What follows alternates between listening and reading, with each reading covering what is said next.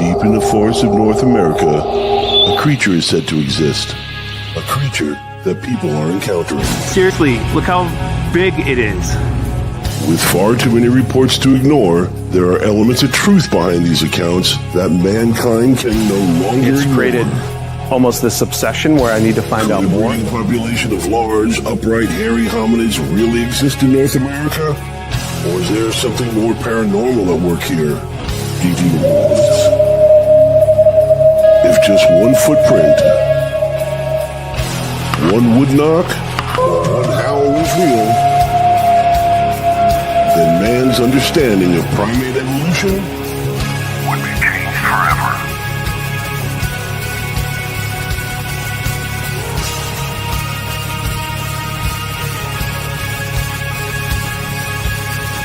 Join Glenn Purcell and the Catskill Appalachian Research Collective as they delve further into the mysteries of Bigfoot and other paranormal phenomena through the eyes of witnesses, investigators, critics, and skeptics. Join us as we look to discover what lurks from behind tall trees.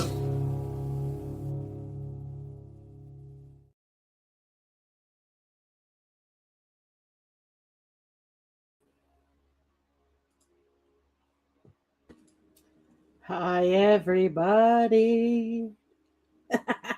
It's your favorite Tuesday night podcast from Behind Tall Trees. I'm Gwendolyn. That's Mondo. And Hello. hello. And tonight, now, I wrote about this subject in my last issue of Strange Knocks magazine. And I don't care what anybody says. I'm staying home this day just to be safe. Oh my gosh. I'm just staying home just in case, because I know you work for the government, but the government lies, right? I mean, sure. So I'm not sure. So I'm going to chain myself to the basement floor so that I don't fly away. Just in case. Anyhow, we're going to be talking tonight about, drum roll please, August 12th, 2026. There is a little bit of a rumor going around that I think started in 2024, if I read correctly, that the Earth is going to lose gravitational forces for 7.3 seconds and throw the world into complete and total chaos. Trees will come out of the ground. Buildings will crumble. I have a lot of problems with this story. So I'm glad we're talking about it. I have some problems with this story. So I recently watched a video where they showed what happens when we lose gravity, and that would be like cars float off of the ground, trees come out of the ground. We're talking huge freighters that are in the ocean with thousands of cargo, those Containers. you know what I mean? Yeah. The containers, right? They also come out of the water. And I'm like, man, there's so many issues with this story. Like, first of all, I don't think your house is also going to stay in the dirt because it's really not anchored. It's just sitting on top of the dirt. So if we lose gravity, everything's going to be gone, not just. And then what happens when everything falls back down? Like, somebody is going to break his crown. Just like Jack. Yeah, right. When a freighter full of cargo trailers comes crashing back down into the water. I mean, I took physics. I wasn't good at physics, but I took physics. And the water displacement is going to be something. That alone is going to be like catastrophic. The water displacement from things coming back down. Should that happen? Should that happen? Now, I'm wondering if this isn't. I don't know who started this or where it come from, and I don't think anybody will ever know because it's been reported. So, I mean, the Y Files did an episode on this as well. There's also a total solar eclipse that day. So, but we've had total solar eclipses before, and the Earth has not come crashing to a halt. Okay, so let's go back to December 21st, 2012. Yes, December 31st, 21st, 21st. Okay, 2012. what was supposed to happen that day? The world was supposed to end that day. Oh, According to my people's calendar from back in the day.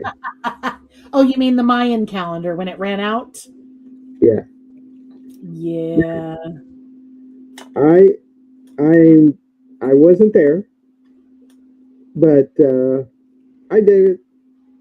Hi, David. But I can assume that there was one Mayan looking at another Mayan.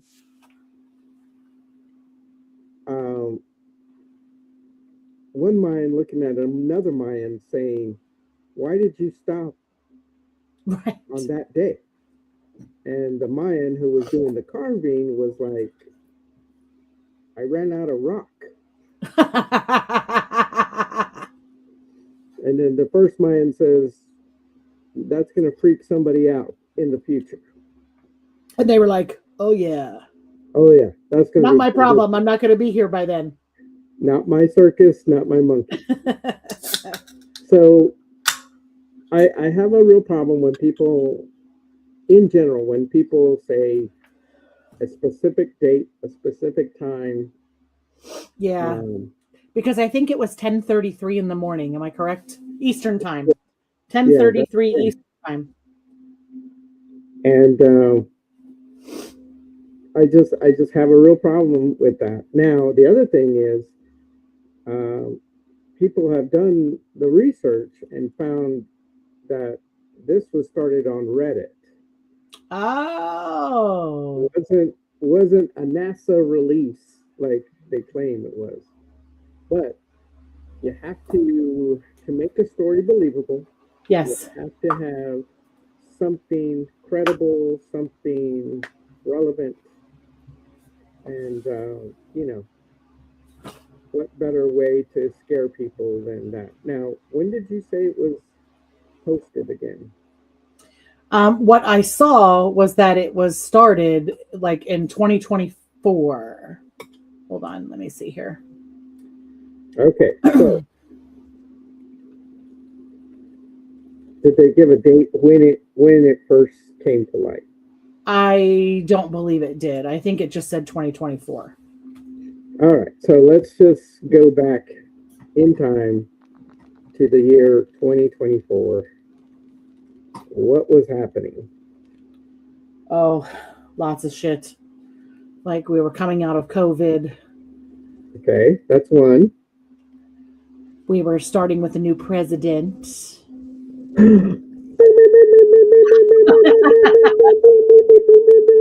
Right?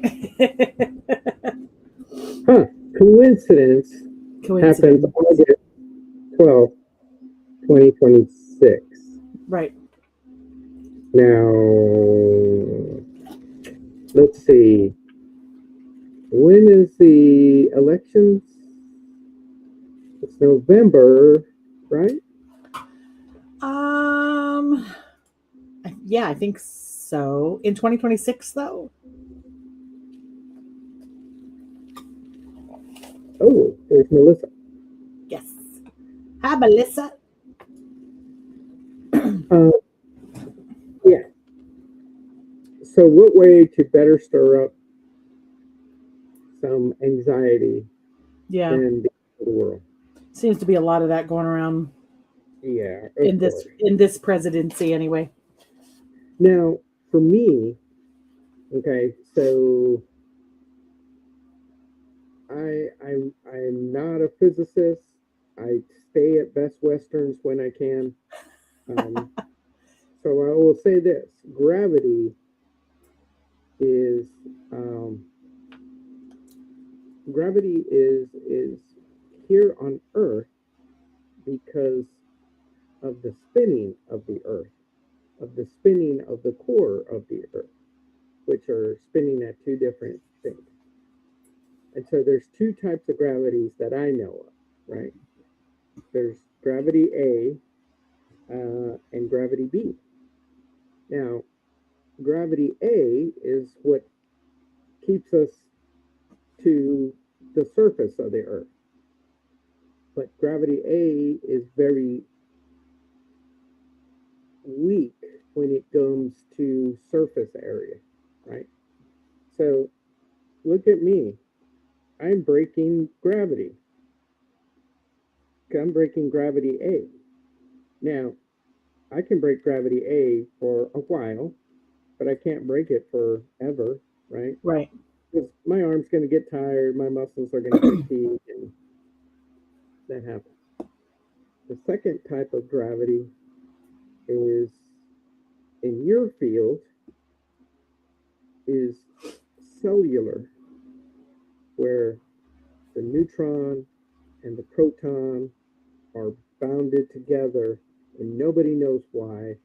Nobody can figure out why it's doing that. Now, we currently do not possess the mechanics, the knowledge, whatever you want to call it, to break gravity B like I broke gravity A. We can't do that.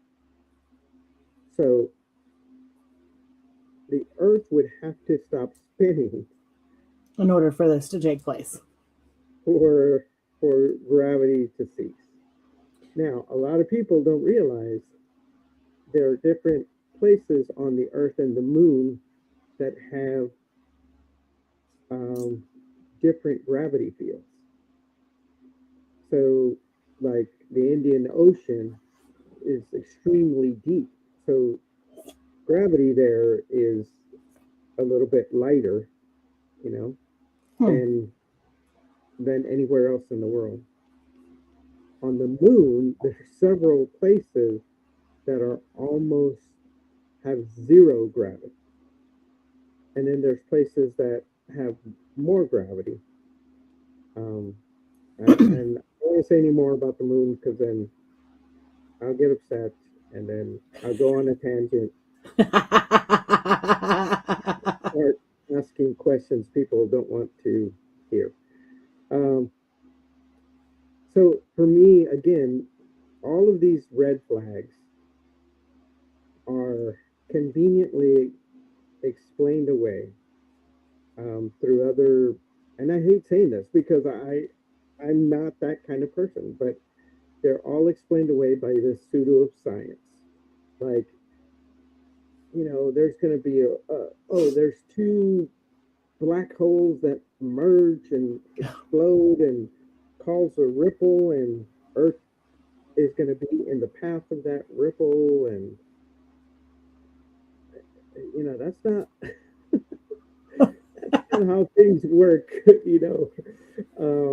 But okay, you know, and then you know the 7.3 seconds happen, and all hell breaks loose, and then 5 years later, gravity finally stabilizes, and I mean that's not how any of this works. Right.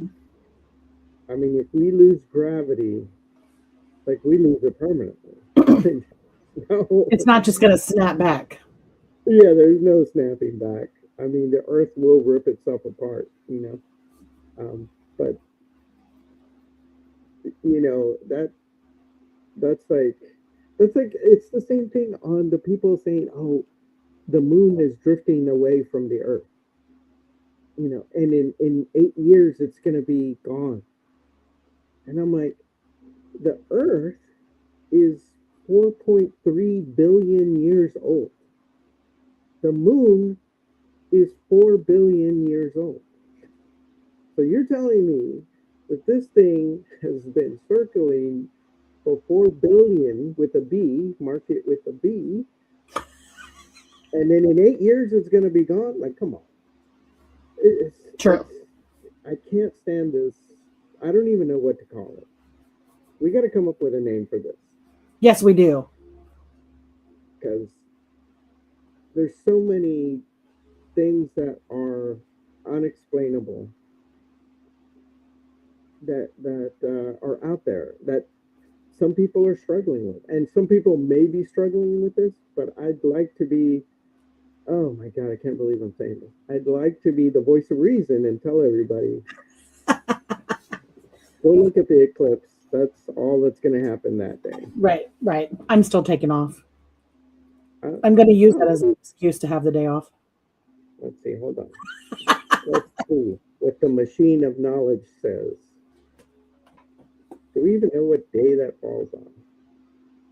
Well, I did look up because It's Wednesday, of course.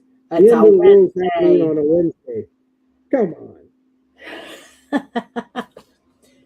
So they keep saying that this is called Project Anchor, right? That NASA is doing this. And well, I found a couple of problems with that because NASA does not have a Project Anchor. And the Weird. one thing, right? The one thing that I did read that could possibly be considered Project Anchor, which I have a lot of issues with this myself, just based on our past conversations. But apparently, right, the rumor is that NASA is spending $89 billion to develop an asteroid anchoring system to help spacecraft land and stabilize on small, low gravity, near Earth asteroids. I love how you're just shaking your head, like, oh my God. And I was like, but if you scroll down to the next thing, there is no Project Anchor. And then I did find today that it could be one of three things. It could be offshore oil and gas. And it says here that Chevron operates the Anchor Deepwater development in the Gulf of Mexico using industry-leading high-pressure technology. Or it could be for NOAA for their automated non-contact hydraulic observation in rivers. Or it could be NASA trying to, land on an asteroid as it's flying by the... I was like... I will take answer A and answer B. Yes. They seem a little bit more... As more credible than, Yeah. I would have at least taken, NASA trying to build a habitat on the moon, I know. I would have at least taken that. I mean, wouldn't we have to go there first?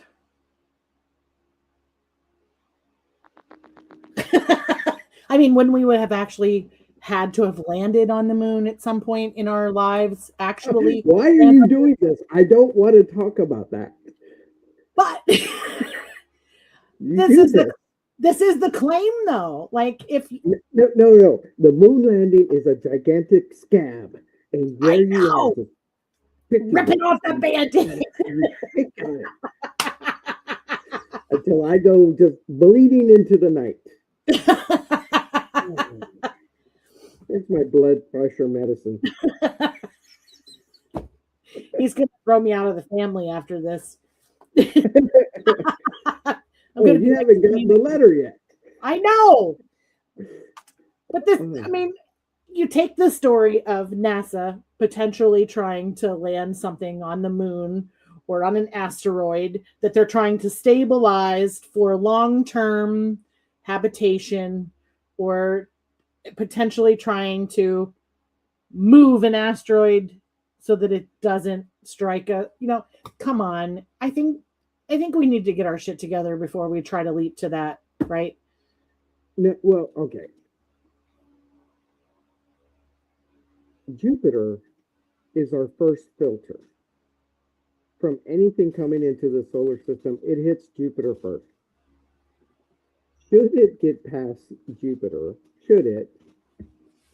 it's going to hit Mars. And whatever gets past Mars is going to hit the moon. And as I've said before, from Mercury all the way to Pluto, and yes, I'm Gen X, and there is a Pluto. Thank you. I love Pluto. So from Mercury to Pluto, you can put all of the planets between Earth and the moon. Every single one of them, including Jupiter. Now that's a long way away. So that is a very long way away. Whatever gets past Jupiter, whatever gets past Mars, the moon kind of takes the fall for us. Now, that alone should ease people's mind. Now, people always say, well, what about the extinction event? And we've had 5,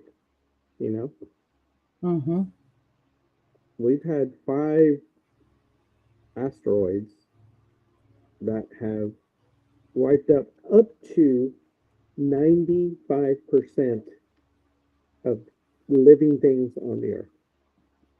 95% gone. And guess what? I'm still sitting on this couch talking to you through a machine that we made because we evolved out of the ruins. So, people are like, oh, we need to save the Earth, and no. It's you want to live a longer time than you really should. Like dinosaurs had their chance. They didn't evolve. What happens?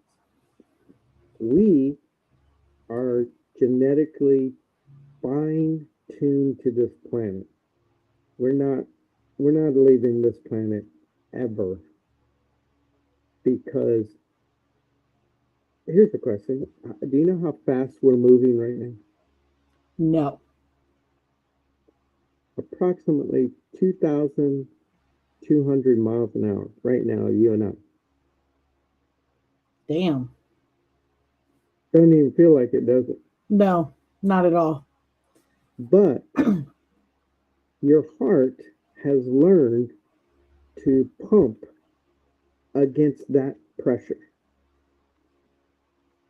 Baby's muscles haven't developed against that pressure. The centrifugal force is what makes babies, animals, humans, whatever, kind of wobbly because they haven't learned to stand against that centrifugal force, that 2,200 miles an hour. That's why you always feel jet lagged when you're traveling against the rotation of the Earth. Your body is getting forced to be different speed. When you're traveling with the centrifugal force, you feel fine. When you're traveling the other way, you're no longer, if the airplane is going 800 miles an hour that way, and the Earth is going 2,200 miles an hour this way, how fast is your body going? Right? And that's why you feel all like, jet lagged or whatever. So, that being said, when you're in zero gravity, your heart doesn't say, oh, shoot, we're in zero gravity. Let me slow my heart rate down and, only pump a little bit. It doesn't know that. So it pumps because it thinks you're still going 2,200 miles an hour on the surface of the Earth. When astronauts come back from the space station,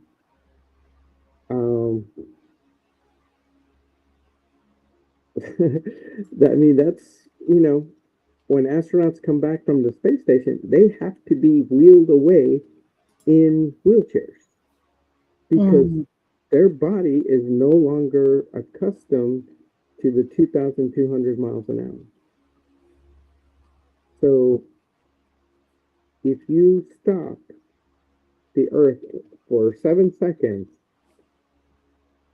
you'd be facing a lot of trauma versus floating up in the air for 7 seconds. Yeah. You're talking tidal waves for sure, but it has nothing to do with losing gravity. It's just centrifugal force stopping. Like, say you say you got your car on a lift and somebody has the gas and they're going 60 miles an hour, and you're like, oh, let me stop that tire. That's the kind of trauma you're looking at if the world should stop spinning.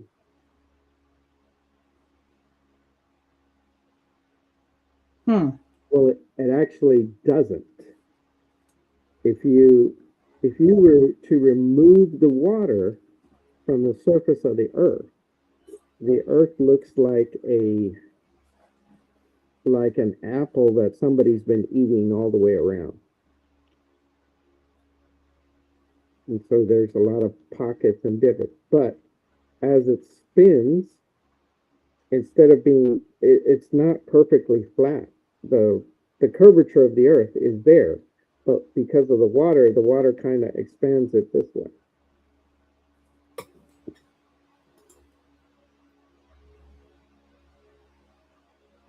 Yeah.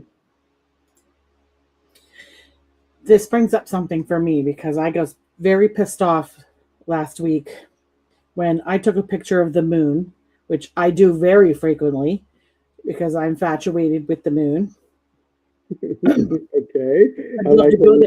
I'd love to go there someday, but that's never going to happen. Anyway. Hey, just come up here to NASA. They'll hook you up. Oh, I'm sure. Yeah. Gigantic slingshot. Right. So I took a picture of the moon and I posted it on Facebook, as I always do. And for anybody who gets sick of my moon pictures, too bad, so sad, unfollow me because they're going to continue. So some Jack, huh? Are you following me at all, or am I following you at all? What do you mean? On Facebook. I didn't even know you had a Facebook. I thought you were Facebook. What?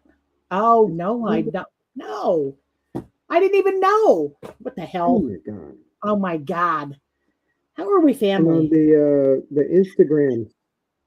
I don't get on Instagram very often. Okay, well, on the my face or whatever it is. Your face. Facebook. Whatever your kids call it. It's Mondo's hot sauce? Yeah. Okay. I don't think it's 2 O's. MONDOHOT. Mondo's hot sauce. Oh, there you are. I'm following you now. Excellent. Thank you. You're now welcome. I can see these moonshots. Moonshots. Okay, but back anyway, to the some guy that I don't even know, that I don't know how he even saw the photo, commented what a blurry photo it was, and I can't believe you would watermark something like that. First of all, it wasn't watermarked. I put my name on there on purpose because people steal your shit. You can't steal my shit if there's my name through it, right? Second of all, I really wanted to comment, but I didn't. I blocked him and removed him and all this crap from seeing all my shit. But what I really wanted to say was, apparently, you have never looked into a telescope. Because when you're standing in your yard and you're just looking up the moon with your naked eye, it does not look like the moon is moving. If you look at it through a telescope, you constantly have to be moving the telescope because the moon is moving. And it moves faster than you'd think it would out of view. So you're constantly having to adjust. Do you think you're going to take a fucking clear photo of something that is moving? I really want. Jeez, come on. If I could have reached through Facebook and grabbed that guy by the throat, I would have. Because I just thought to myself, are you that freaking stupid? Like, but What was for I'm not gonna, my piece, I blocked him so that I never have to listen to his stupid crap, by the way. Thank you, David. They are good pictures.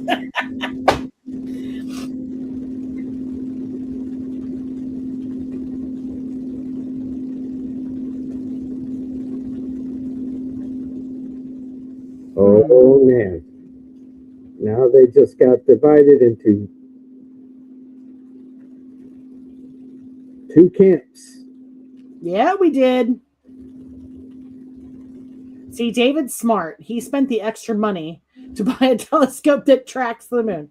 Gwen is cheap. My telescope was it was more than $500, but it still doesn't track the moon. I have to move it. Like, Well, they confiscated my telescope because, well, you're not supposed to be looking at your neighbors. well, was that in the book? No, it wasn't. Put that in the book. Like, well, Jesus. I thought that was just kind of common sense. I'm Gen Z. Gen Alpha. I don't have any. Yeah, I guess. Oh my gosh. Oh goodness. But that really pissed me off. I mean, we're talking about the moon and the earth and how they're rotating and moving, and that I was like, oh my God, I just wanted to reach out and smack that guy because he was just stupid. It takes all kinds. Yeah. Yeah. And everybody has their understanding of something. Yeah. I attempt to make myself as understood as possible. Like it's one thing to comment and just be like, hey, you got a blurry picture. But I would at least use the 32 critical thinking skills and say, why is that picture blurry? What could be the reason behind the blurry picture? You will never get a completely clear picture of the moon. I don't care who the hell you are, because the moon is moving, the earth is moving, and you're moving, I believe, in two different directions. So you are never going to get a perfectly clear photo of the moon. Well, we're moving in the same direction. Oh, we're moving in the same direction. Yes, but it's just the Earth is spinning faster than the moon is traveling around. Because the moon doesn't spin, but it travels around. So kind of like the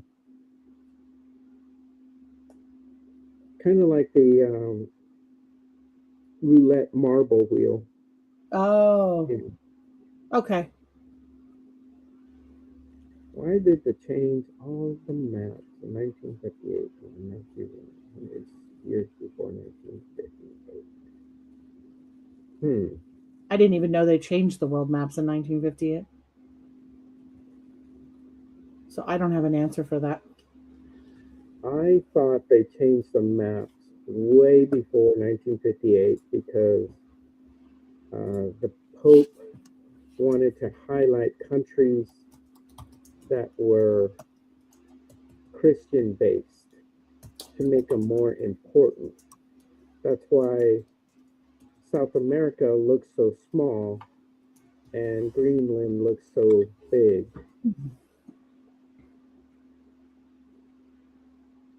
And Europe looks like the size of, the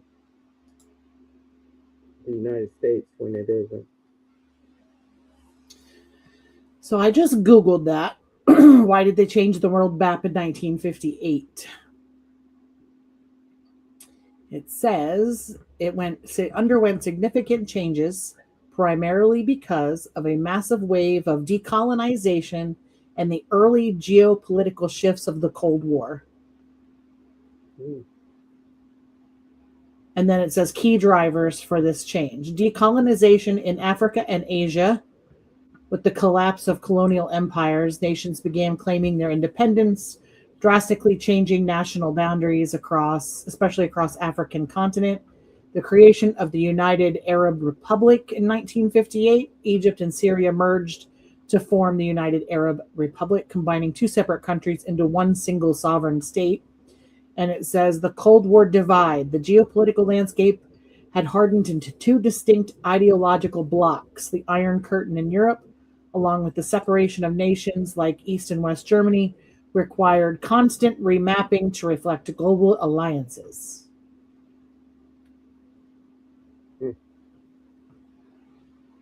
It also says something here about the signing of the Antarctic Treaty and the International Geophysical Year in 1958 inspired the publication of updated polar cartography.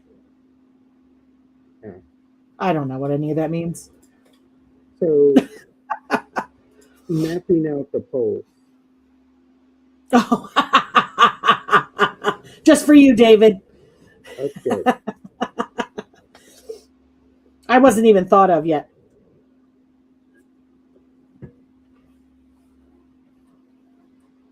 '58. So I'd come to fruition in 11 years later. My mom was 1 in 1958. Wow. Well, you're old. I told you I'm old. I'm a Gen Zer. You're not that old. I can't remember. Well, you're not out of your 50s, right? Huh? You're not out of your 50s. I'm on that. I mean, I can see the finish line right there. Yeah. I'll be 53 this year, so you're not that far ahead of me. I'm ahead of you, trust me. I'm ahead. I wish I wasn't. I'm ahead. So let's see. What else? What else interesting can we pull out of this? Wasn't there a connection you had mentioned about Bob Bigelow, Robert, as some may call him, for Project Anchor? Something about building structures on the moon or habitat or something like that. I thought that's what you had mentioned.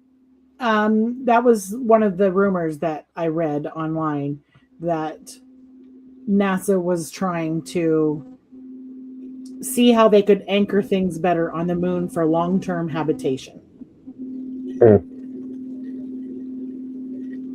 I mean, it's a goal. I feel confident in saying that they admitted it was a goal that they want to do, but yeah, I don't know how they're going to get past the temperature. I was just thinking the same thing. I was wondering if you were going to bring that up, because how hot is the moon? I'm just going to roughly guess. Like, I know somebody will fact check me, but it's like 250 degrees Fahrenheit. Water would boil. I'm going to look it up. I know water would boil. So, it says here, temperatures on the lunar surface range from scorching 250 degrees Fahrenheit during the day to a freezing negative 208 at night. And yet we visited there. And we took hundreds and hundreds of rolls of film. With a camera that would have melted on the spot. With film that can withstand 250 degrees. And batteries. I mean, shoot, my cell phone dies in like 2 hours. Yeah, they over there, they could, in 1969, they were just filming away, not a care. And they had a suit to withstand all that heat. Yeah, obviously. You know, tinfoil can do that. But wait, what happens to a turkey when you wrap it in tinfoil and you put it in an oven? It Weird. cooks. Isn't it funny how that?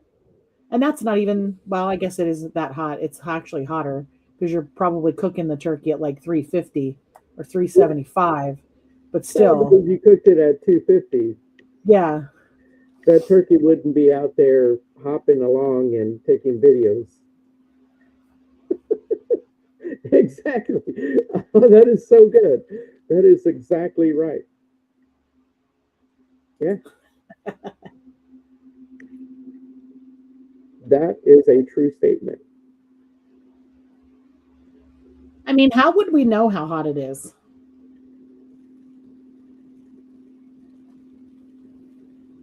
Did My somebody put up a thermal mom, camera and did you just put up a thermal camera and shine it at the moon and be like, oh, 250 degrees.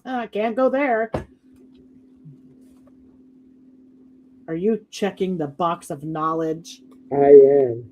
Ha ha.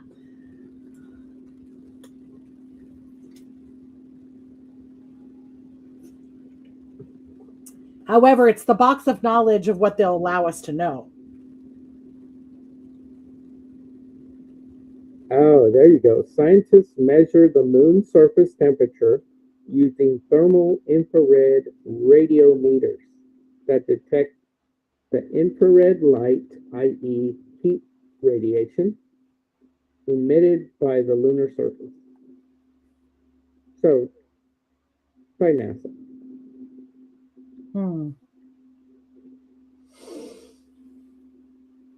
Which launched in 2009 the Lunar Radiometer Experiment.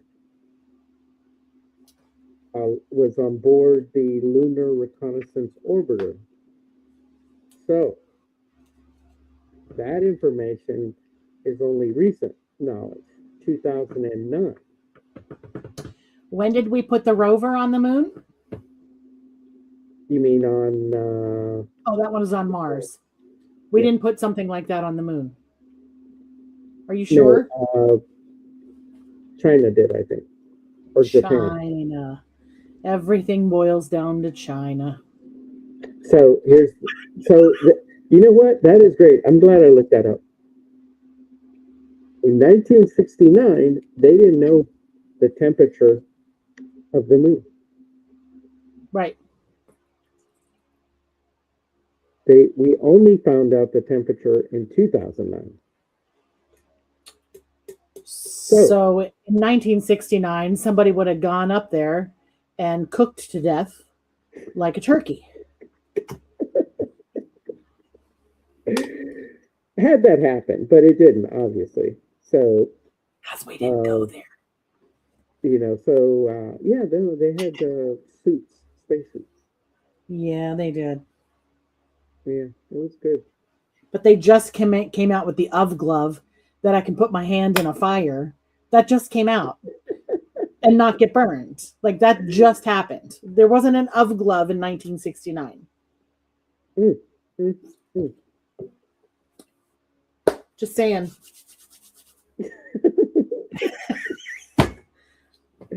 You and I are going to be the reason so many people are dejected.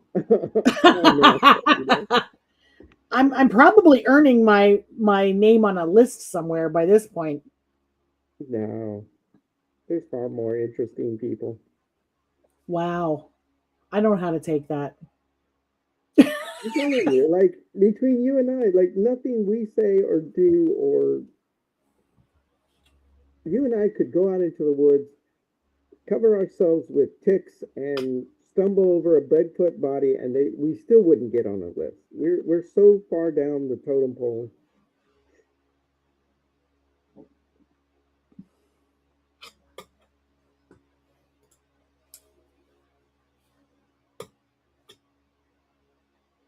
And David, and you know what, Gwen, you can answer this. What percentage of the human body is Wasser, as the Germans would say? 96%. I bet it. I can't believe you are around medical instruments. You don't even know this.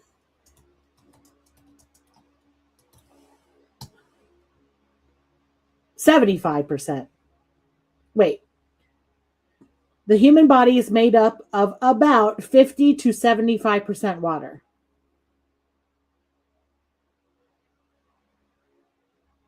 Men are about 60% water. Women are about 55% water. And babies are born with the highest water content of 70 to 78. Now, just for edification, and I only know this because I cook hot sauce. At sea level, water boils at 212 degrees. At different elevation is different temperature for water to boil. Oh, so higher up, is it more heat or less heat? I don't know. I'm going to consult the machine of knowledge. I'm going to make a sticker and put it on the back of my phone that says machine of knowledge. Let's see.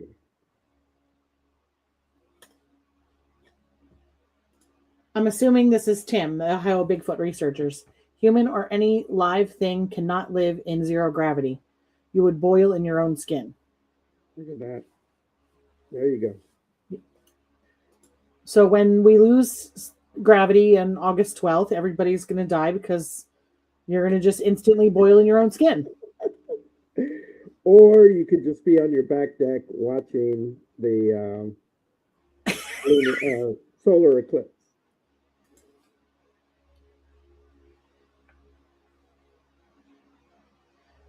Melissa says it takes longer at higher level. Yeah, I thought it was you, Tim. My brother from another mother.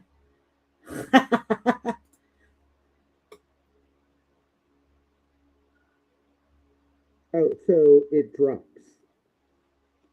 The higher the elevation, the lower the temperature.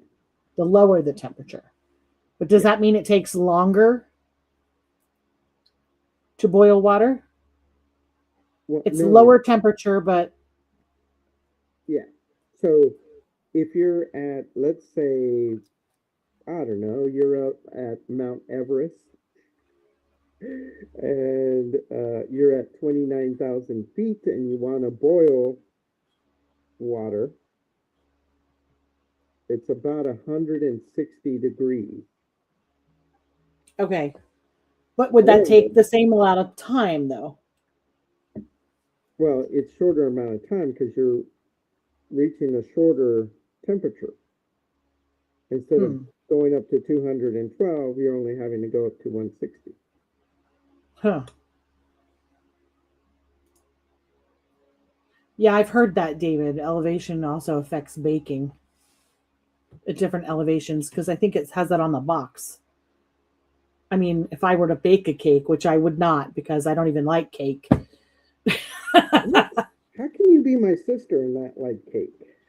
Listen, I like chocolate cake and it can't have any icing on it.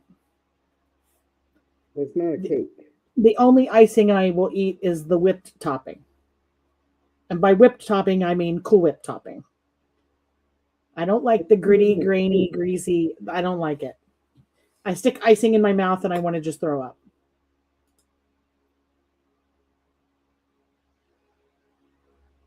Listen, yellow cake with a thin layer of chocolate icing. Thin layer, not the big old gloopity gloop. No. Thick icing. Thin layer. Like crispy bacon. I will not even eat the yellow cake. And I would pick the icing off if I did eat it. Oh my God. You're from somebody else. I don't even know you anymore. Of course I'm from somebody else. We're not really brother and sister.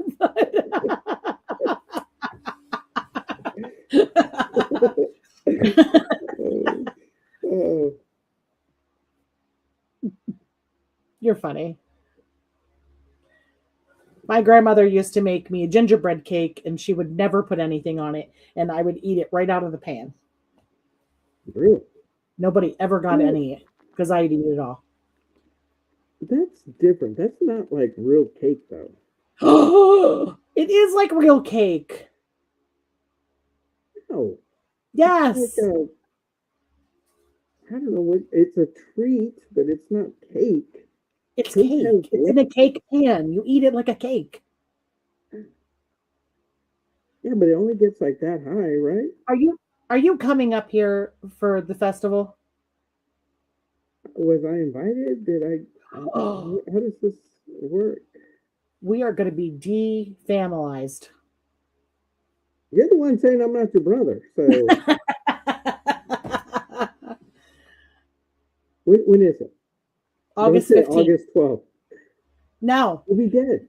We'll be it's all going to, dead. I know. So I really shouldn't even have to plan it. Okay, August 15th, the same place, same time? Yes. Supposed to be at the same place. That's if the mall gives me my damn contract. I see. Oh, Tim, don't you be fighting with me. Tim says gingerbread is not cake. Oh, that's it. One of them crowded turning off to eating cake.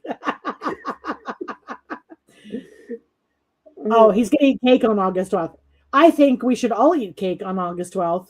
And we should FaceTime or go Facebook Live, and we all are eating cake at 10:33 on August 12th.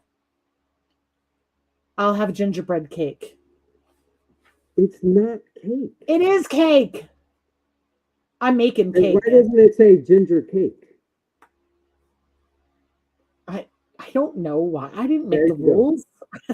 There you go, because it's not cake. Well, it's not a cookie, and it's not bread. It's cake. I put it in a cake pan. It bakes like a cake. Okay, smarty. What's a chickpea? I don't know. I don't eat those either. Because it's not a chick and it's not a pea, but it's in the don't- name. I don't know. Is it different from a pea? Well, it's not a pea. Well, maybe it's a legume. There you go. If I'm saying that right.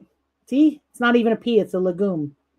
Exactly. Legume. And it's in the name. So gingerbread cake.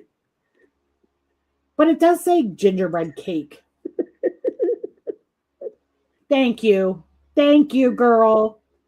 No. To eat his own. No. You can't say if it says cake, it's cake. No, it's gingerbread. It doesn't say ginger cake. I'm going to buy a box, and the next time we're on this show, I'm going to hold it up. It says gingerbread cake mix. Ooh, by Betty Crocker, you're going to believe her? Well, she doesn't tell as many lies as the government does. How do you know? Oh, please. They are always doing something over here to get our attention so that we don't know what they're doing over here behind our back. She's always making gingerbread so she can actually put fillers in her cake. No. Okay. I don't trust Betty. I do not trust her as far as I could throw her. How do we go from anti-gravity to Betty Crocker? I don't know. I'm going to be eating Betty Crocker when I'm going through anti-gravity. Hey, I don't Because if I'm know going what to die, happens behind closed doors. if I'm going to die and boil in my skin, I'm going to do it with a piece of gingerbread cake. Oh my gosh, that was so good. Yeah, so NASA, coming out and saying that we're all gonna be the end. Like also 89 billion. Do you know what the 89 billion, that's what it said. That was a Do you know very what the, specific dollar amount, $89 billion. And I was like, damn. exactly. Like Didn't they just dismantle a while ago? NASA's not even really a thing right now, right? no, it's a thing. It's a thing because I thought they weren't going to space anymore and we're not doing all this stuff anymore. Where do they get $89 billion? Exactly. It's not even a thing. Like the defense spending bill, okay, which pays for NASA, okay? So the defense spending bill isn't, it's like just a little bit more than $89 billion. Let's see. Man, y'all are making me use my minutes. Is that even still a thing? People have cell minutes? I mean, I have unlimited data on my phone, and it'll still tell me I'm approaching my 2 gig limit. Get out of here. I know, right? That's unlimited gigs. Get going. I'm probably on a list. We had to pay for cell towers back in the day, but right.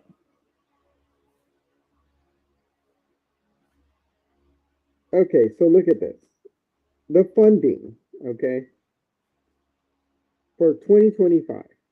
Yes. The military was $183 billion. Operations and maintenance, $294 billion. Procurement, $165 billion, and research and development, $146 billion. Why do they need all those billions of dollars? Because it goes to like other countries. Thousands. Well, and that too. Gender studies are a thing in Pakistan, okay? Why are we paying for that? Because they want to know about gender studies. We'll tell them to print their own freaking money. Why are we paying for that? That's a real thing, by the way. That's if somebody wants to. I know that's the sad part. That's the sad part. Or it was something ridiculous. It was like $100 million to Egypt for uniforms for their military. I can't imagine. Why is that our responsibility? Exactly. It's like going to Russia and being like, hey, we'd really like to get some new uniforms for our military. Could you give us some money? So ridiculous. Anyway, I think it's all a scam. Everything's a scam. And it all goes back to that guy, Ponzi, in the early 1900s when he developed that scheme. Everything's been a scheme after that. Mm-hmm.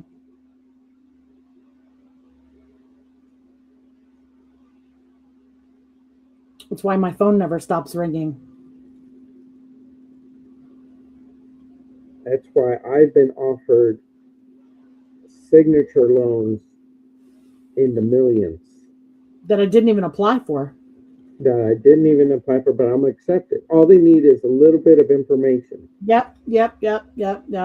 So they can finish that loan for me for $50,000 that I didn't freaking apply for. Let's finish your application. Exactly. I didn't even start one, lady. Well, I have good news. I'm working with a lender now who is able to fix you at a great percentage. Yeah. Is it zero? Because I'll take it. For that $160,000 that you applied for.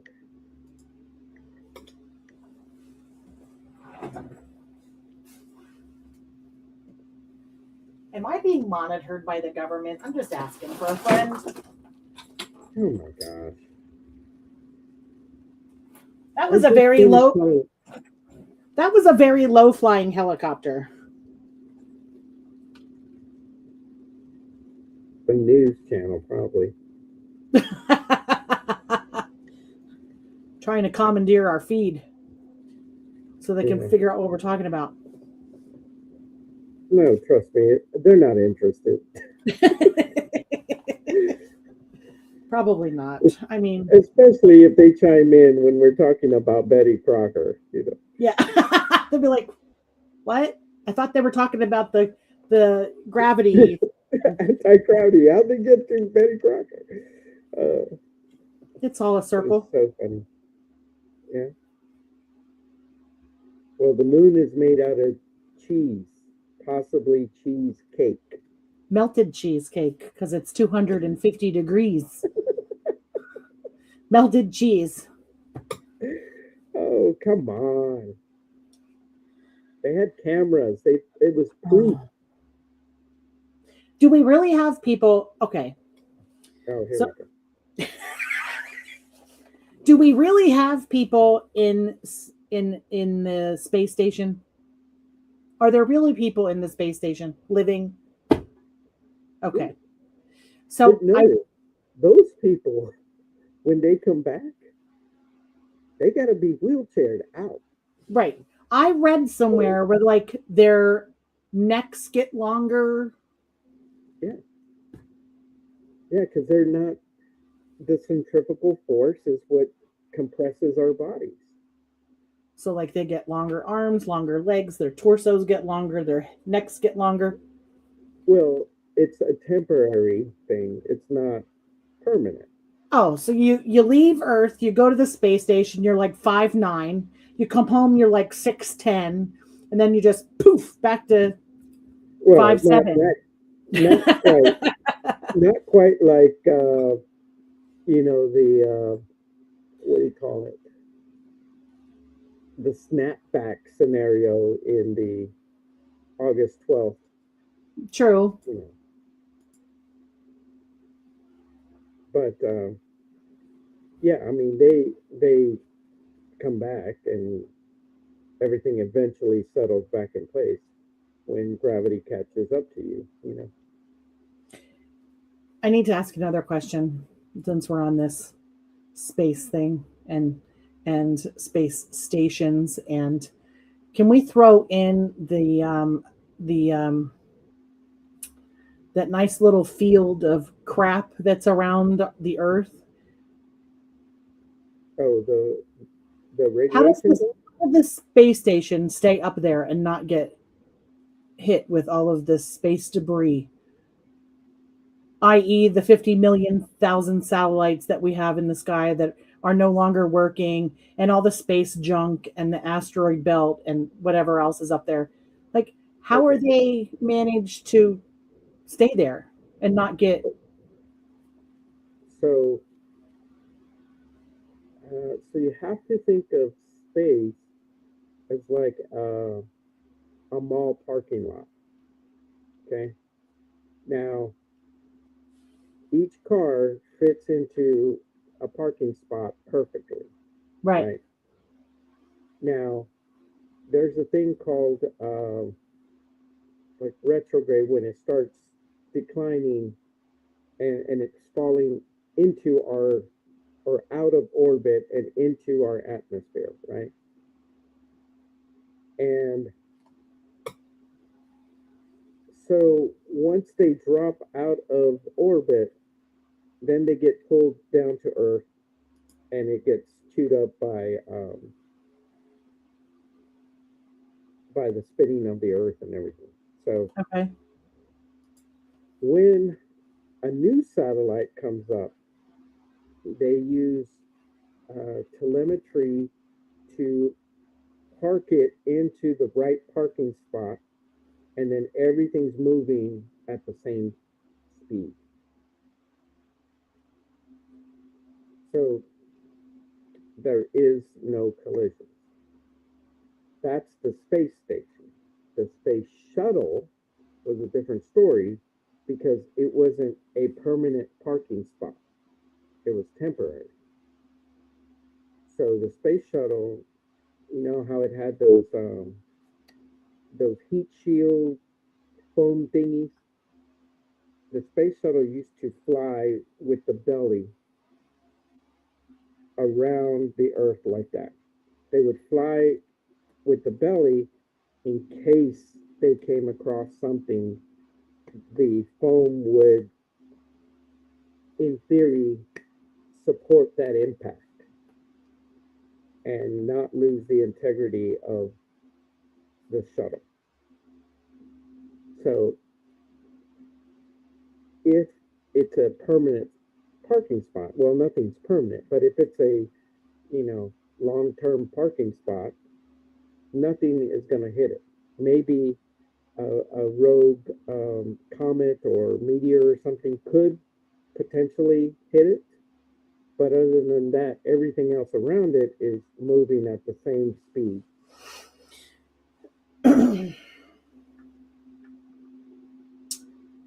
So, if the Earth were to lose gravity, which we all said it, we have already stated that it's not, but if it would, right, on August 12th at 10:33 in the morning, what happens to all that shit up in the space?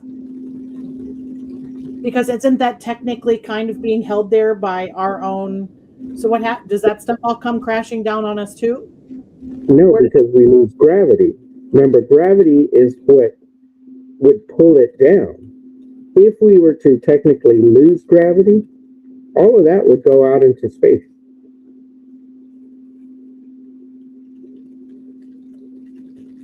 So say goodbye to the machine of knowledge, because you're not connecting to the internet.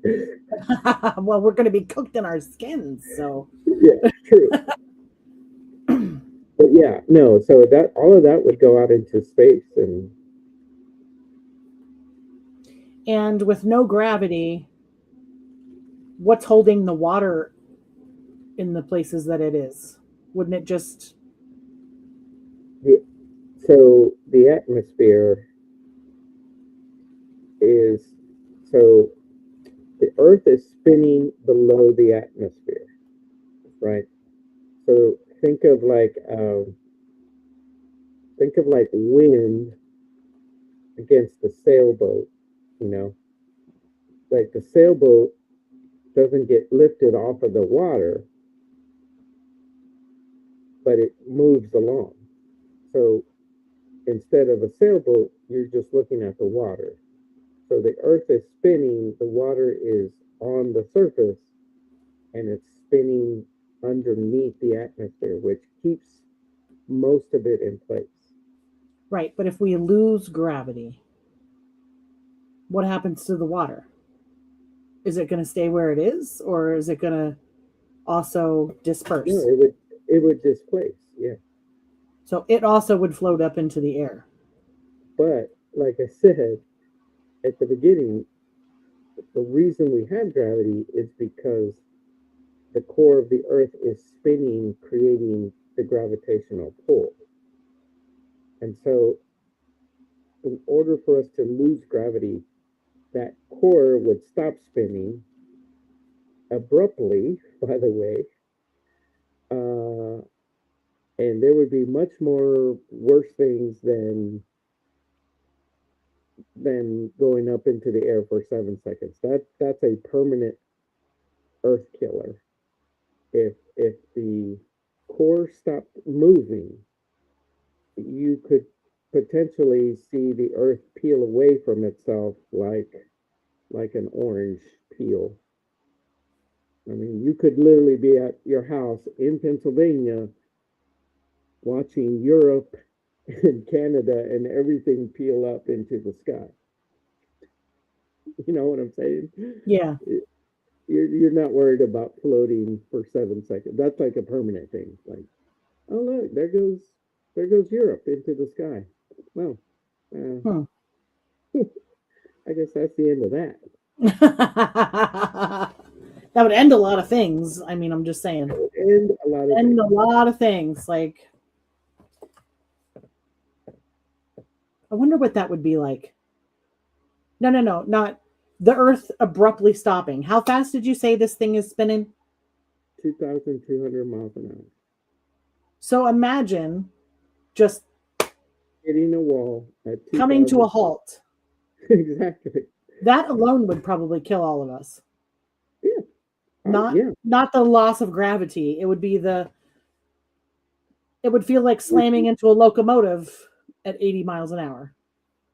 Yeah, I mean the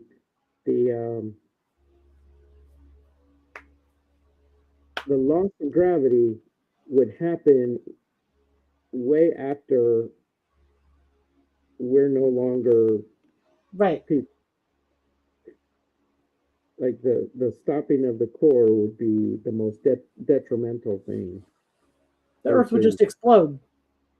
It'd rip itself apart. I would think it would peel away like an orange peel. If I was to venture a guess. Now, I'm not a geothermal physicist. I possibly could have dated one in the past, but she told me she was working at that club to pay for her geothermal physicist education.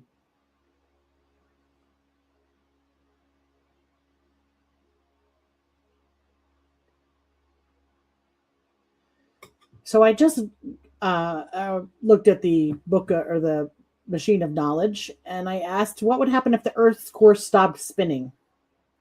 Okay. And it says the immediate loss of our planetary magnetic field would leave the surface unprotected. Solar winds would slowly strip away our atmosphere, and deadly cosmic and ultraviolet radiation would reach the surface, making life as we know it impossible. Let me see here.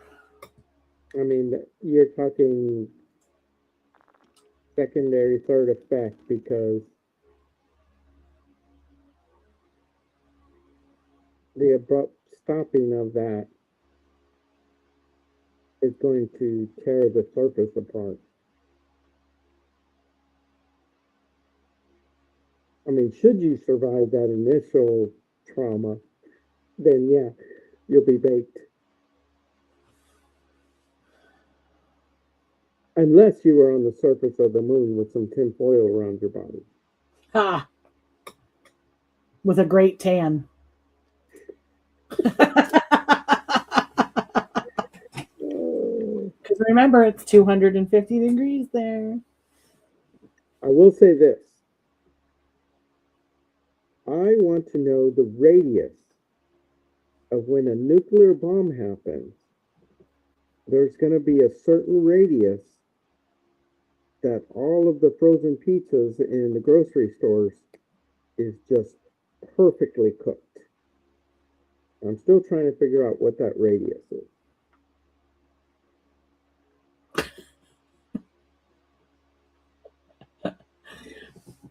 Are you serious? Yes. You just want a perfectly cooked pizza? That's. Yeah.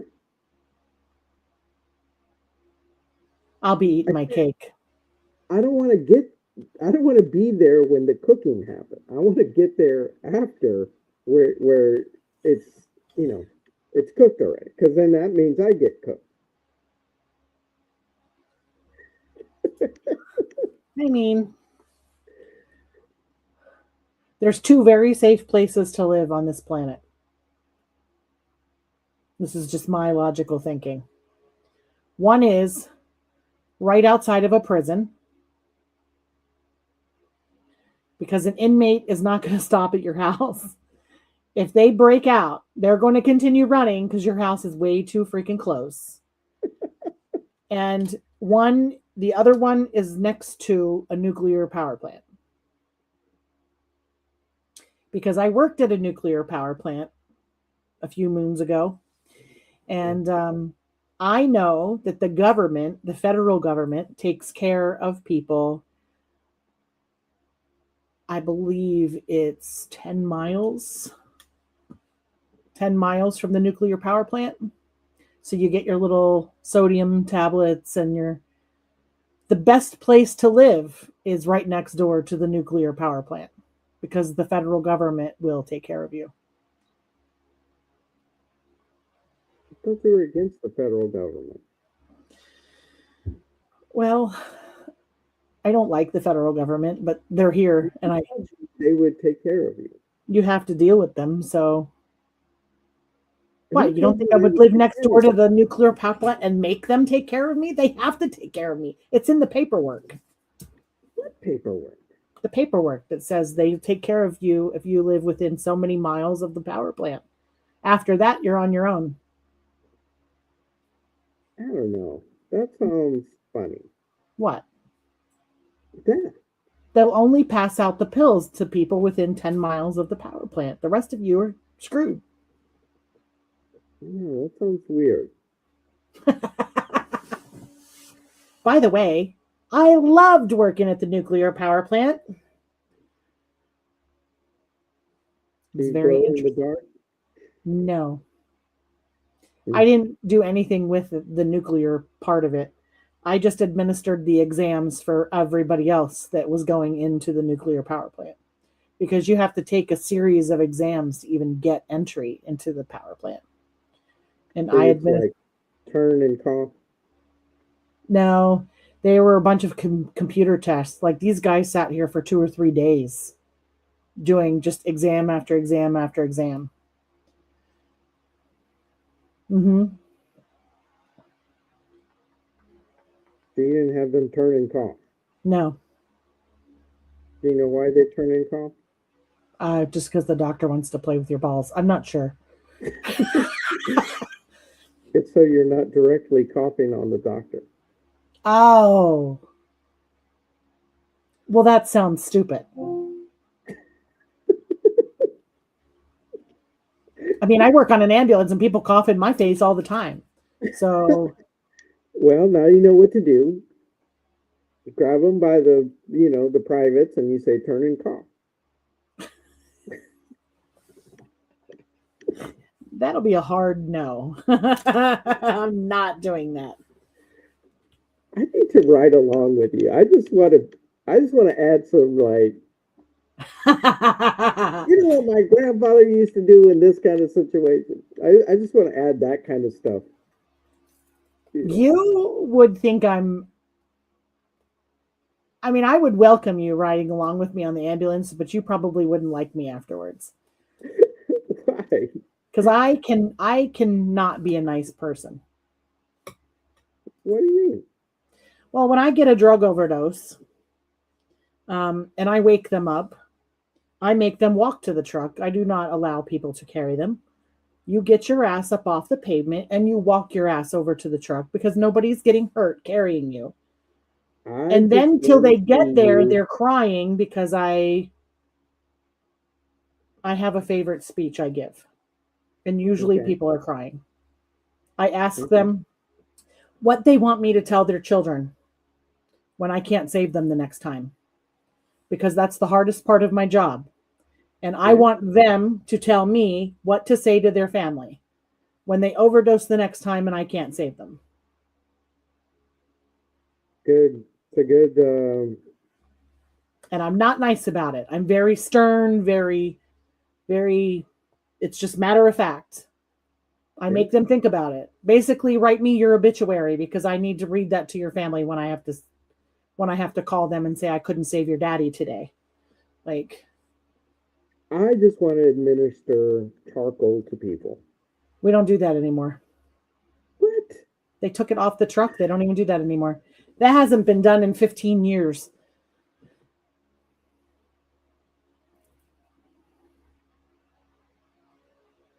No charcoal. Sorry, buddy. Man, I was waiting to see that. Like, I really wanted to see that.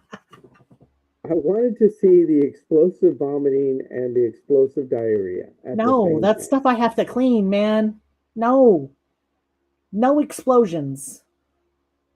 Well, you don't like leave them outside and then give them the charcoal? No, give it to them inside the truck. Because, you know why? Listen, during COVID, I went to a very serious call. Remember when the cops were bad and they were killing all of the people? Yeah. Okay. Black Lives Matter, because, some cop killed George Floyd, and now cops are killing black people everywhere. Well, I worked in a big city, and the majority of my patients, the majority of the neighborhoods are black, Hispanic, whatever. And I am not a racist person. I don't care what color your skin is. In fact, I can tell you for a fact that I've had nicer black people than I've had white people in my truck. There's a lot of times I'd rather have someone of color or other nationality because they're nicer. But this was a very serious call. There was a shot child in the middle of the street. And I jump out of the truck, and this is the how everybody is. Videotaping every move, and not just one, more than one. person of color standing on the side of the street is screaming at me, "Oh, the white girl's here to save us." Oh shit, that's good. I've had people jump up on the back bumper of the ambulance with their cell phones going, trying to videotape inside the truck.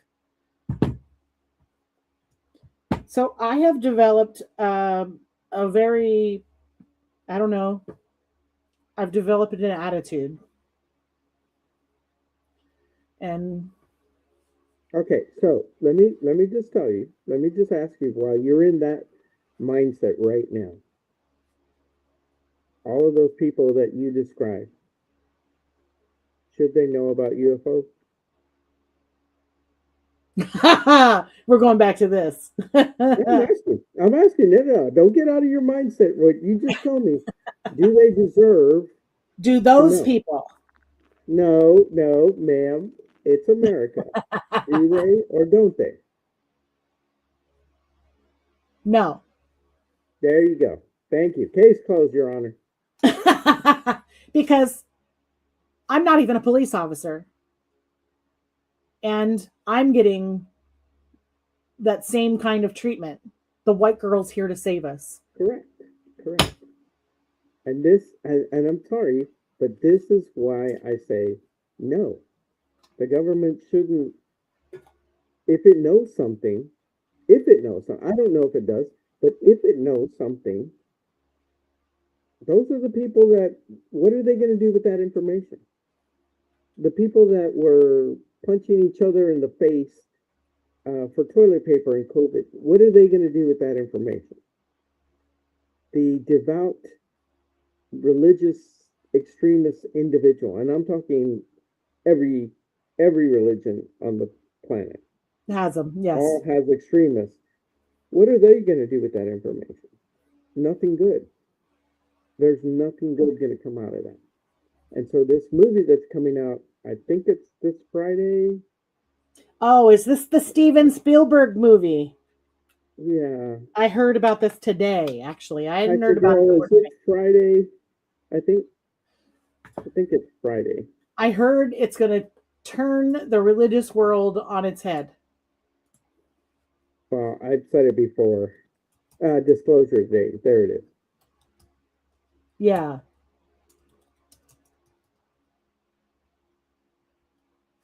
When is it coming out? That's what I'm trying to find out. I think it's Friday. Yeah, it starts Friday. June 12th. Are you going to watch it? I mean, probably it's entertainment. I mean, okay, when was the last Spielberg was Close Encounters, no? Right? I think so, yeah. He did Close Encounters of the Third Kind. Yeah, who was the... And didn't he do E.T.? Yeah, but who was the technical advisor for Close Encounters? Alan J. Hynek. Who's that? Alan J. Hynek is the guy who coined the term swamp gas. Oh. So Alan J. Hynek gets kicked out of the government, and he's like, "Oh shit, my paycheck's stopped. Well, let me talk about aliens." The whole time he keeps saying it's swamp gas and weather balloons and you name it.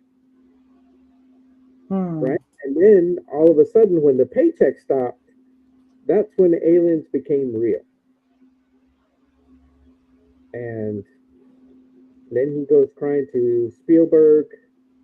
Spielberg listens to him and makes the movie. So you think this Disclosure Day is all based on what he's been told by this Hynek guy? No, that was Close Encounters. What about Bob Lazar?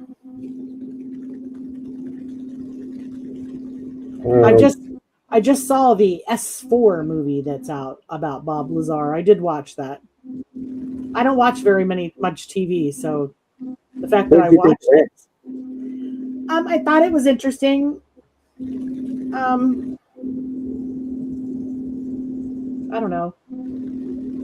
What got me on Bob I thought he'd be dead by now. What got me on Bob Lazar is the one question they asked him.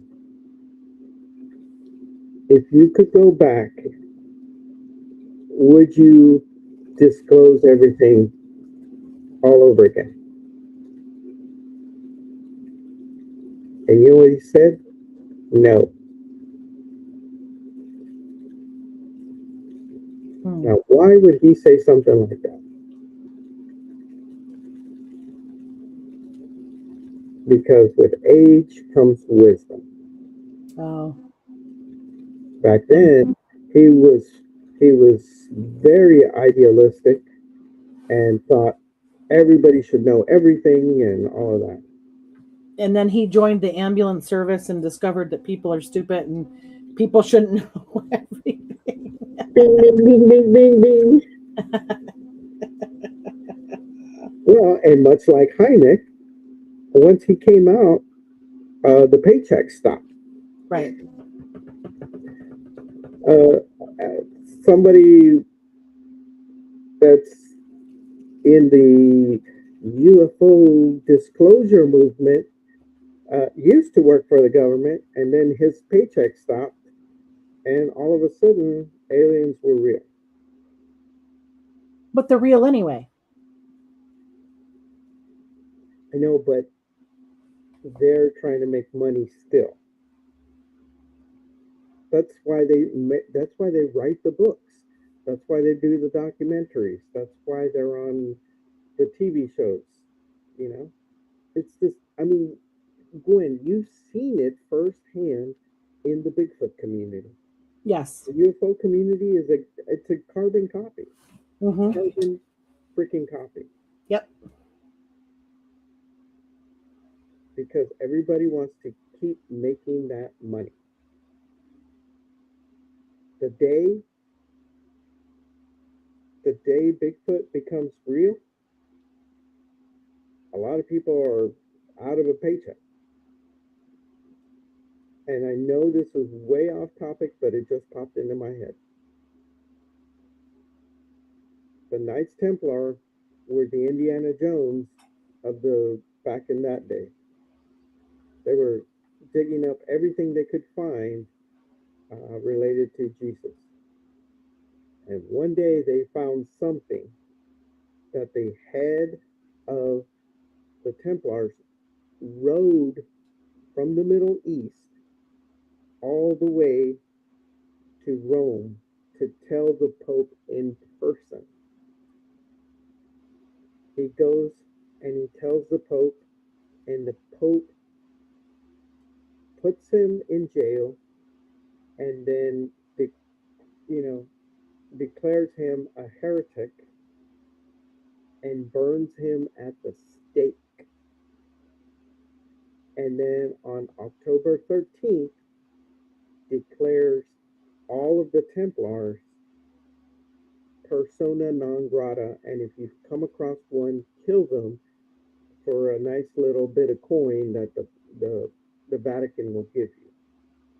Well, that's because they didn't want the Knights Templar to give away their secrets.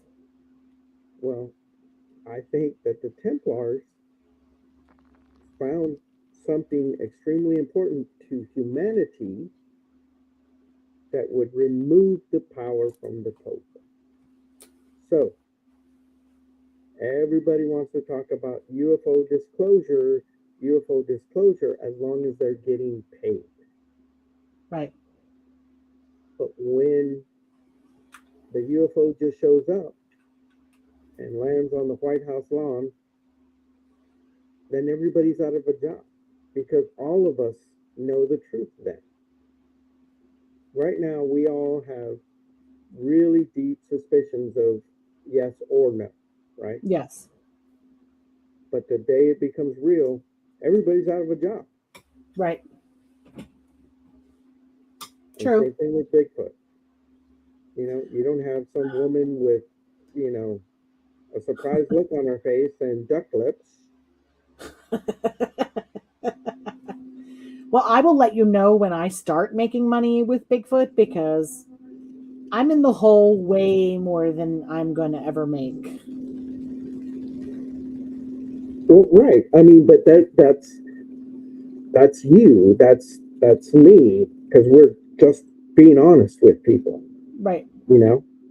But that's not what these other people who may have plastic surgery and have a scared look on their face,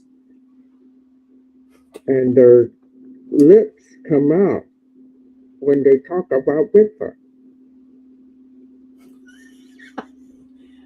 I don't know who that is. I just That's a lie. You know who it is. Give me his initials. Oh, it's not a he. It's a her. Talk to me, Goose. What's her initials? Oh no, you know who it is. Stop playing around. Oh, it's MM. They will be out of a job. I just spoke with that person. I'm sure you did. And you know what I told her? I don't think you like me very much. That's exactly what I said to her. And she said, "Why would you say that?" And I said, "It's the vibe you put off." And she goes, "I need to work on my vibes." I did. I walked right up to her and said, "I don't think you care for me very much." And she was like, "Good. I'm glad you're being honest." I was extremely honest. But again, just like the UFO community, the Bigfoot community is the same way. It's all about who can sell merchandise. Nobody's thinking about the day after. Yep.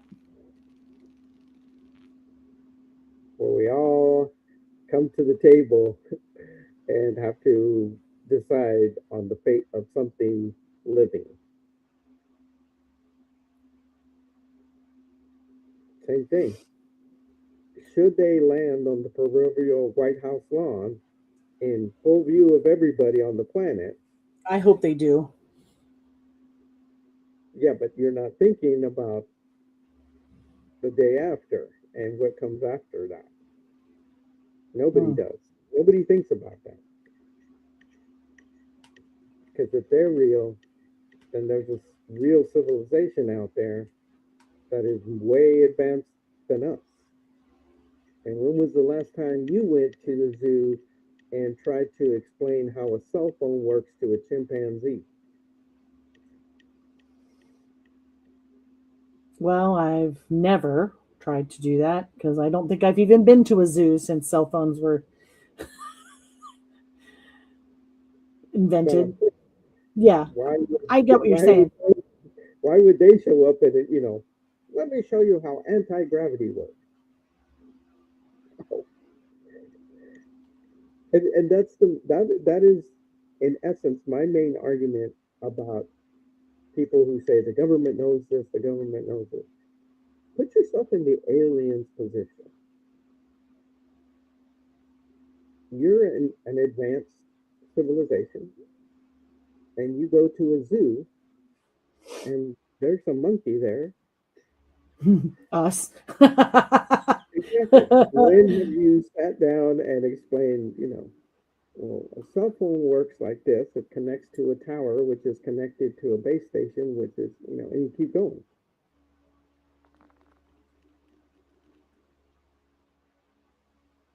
Eventually, that monkey is going to poop in its hand and throw it at you,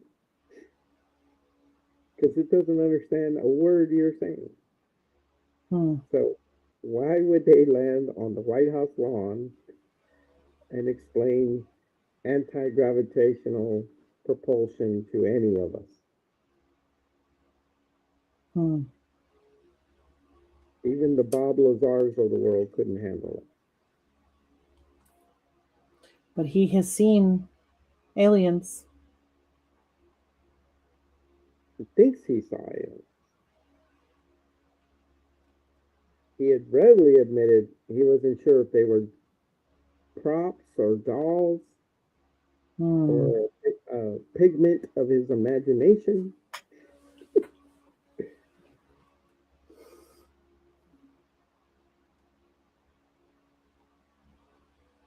should that's get my takeaway. we should get him on the show. Yeah, I bet he'd come on. I don't think so. On this tiny little show out of frickin' Pennsylvania that nobody cares about the show. Hey, speaking of Pennsylvania, totally random, totally off topic. I'm sorry, followers, that y'all are having to watch my craziness right now. But I'm going to ask you, how do you pronounce this? It's a location in Pennsylvania.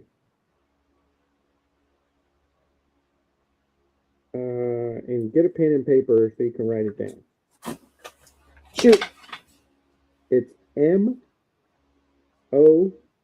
as in November, ON as in November again, GAHELA.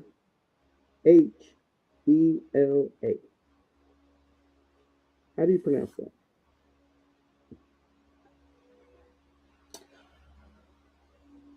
I don't have any idea.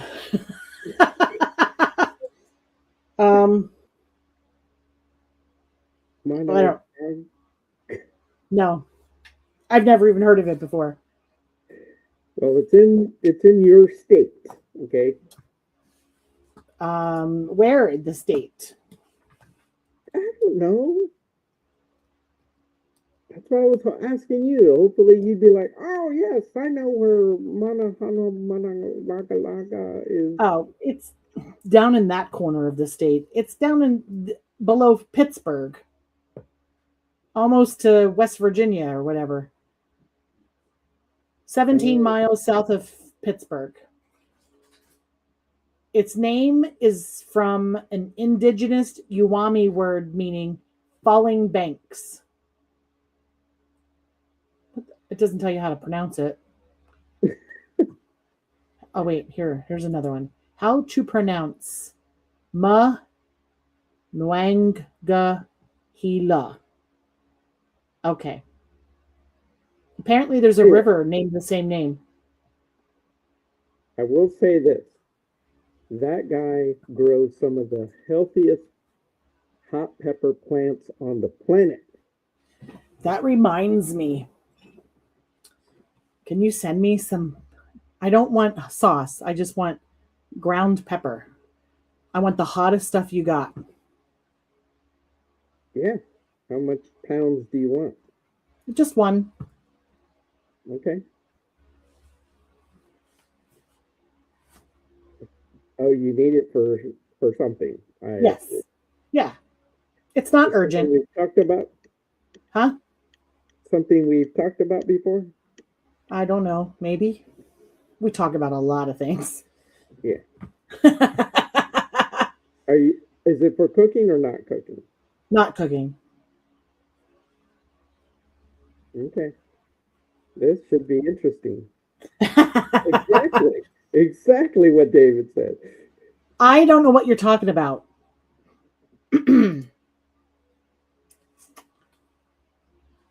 I'm not a vengeful person. I mean, we could do liquid too, which is way. Is it hotter? Oh, then send me some of that. I don't know. We'll talk after this because I need to know what you're. Is like the CIA going to come to my house and go, "What are you doing with this pepper, ma'am?"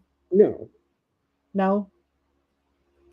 So if you were to send me the hottest pepper you know, what pepper would it be? It would be liquid. If I sent you the liquid. Right. David, yep, revenge. Yeah. But I know not what you speak of. The pepper would be Carolina Reaper. Really? From our own country? Surely there's not something hotter out there. No. Are you serious? That's the hottest pepper in the world? Yep. And don't call me Shirley.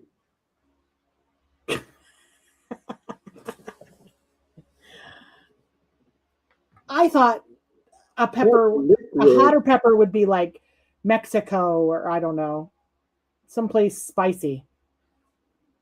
Mm-hmm. I could grow that in my backyard. Exactly. Are you lying to me? If I Google the Book of No. Knowledge, will it tell me that Oh, there's a yeah. hotter pepper out there somewhere? There is one, but nobody can get a hold of it. Why is that? It's the same guy that created the Carolina Reaper, but he has not made it available for everybody like he did the Carolina Reaper.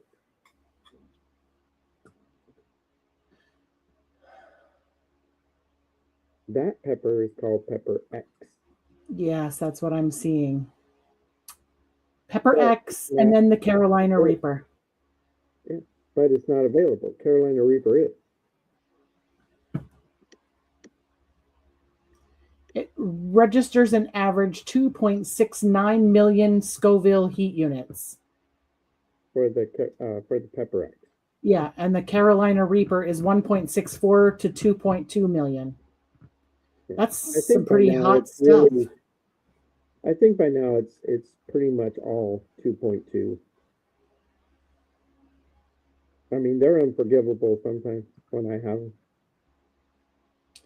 This says here, to put this into perspective, a standard jalapeno pepper measures roughly 2,500 to 8,000 SHU. One Pepper X is equal to eating several hundred jalapenos at once. Right. So Jesus. the average jalapeno Scoville heat unit SHU is 5,000. That's the average for a jalapeno. That's crazy. The Pepper X is 2.6 million. Right. That's the a lot. Carolina Reaper is 2.2. 2.2. So either one is going to be. Currently, I'm growing a jalapeno that's 80,000. I can't even I eat can't mild wait. wings, so there's that. I can't wait till somebody's like, "Hey, you want a jalapeno pepper?" And just laugh in their face. Ah, Oh yeah, you're so cute. oh yeah, oh yeah. It's gonna be glorious for me. When you come to my event in August, I'm going to get somebody to come up to you with some jalapenos. I just want to film it. Okay. I probably have Carolina Reaper sauce if it's that. Yeah. Is that in the sauce that you gave Mike? Yeah. Right, David? Right? So, okay, I will tell you the reason. Are you ready? Hanging on to the edge of my pants. I have discovered that if you eat hot enough, I mean, it's got to be smoking hot for long enough, your brain gets overloaded with pain from your mouth. Your brain doesn't know how to deal with pain, so it releases endorphins into your system. And what do endorphins do into your system, Miss Gwendolyn? I don't know. I don't pay attention. It gets you feeling amazing. So I need to eat pot peppers so that I can feel amazing. I feel amazing every day. I can't even eat mild wings. That's because you just got to build up the tolerance. I agree, David. I agree. Because it's going to go in on fire and it's probably going to come out the other end on fire. Okay, but between there, you're going to have a most excellent feeling for about 20 minutes. That's it? 20 minutes? I don't know if that's worth burning my mouth and my butt. 20 minutes? And then guess what you do at minute 25? Eat some more? Ugh, no thanks. So I'll stick with my gingerbread cake. we could make a spicy gingerbread cake.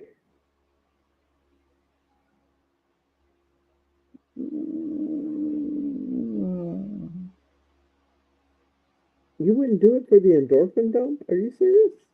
Is there anything else I can do for the endorphin dump? Because I'll try that. No. What do you mean, no? That's the only thing that dumps your endorphins? Without like chemicals.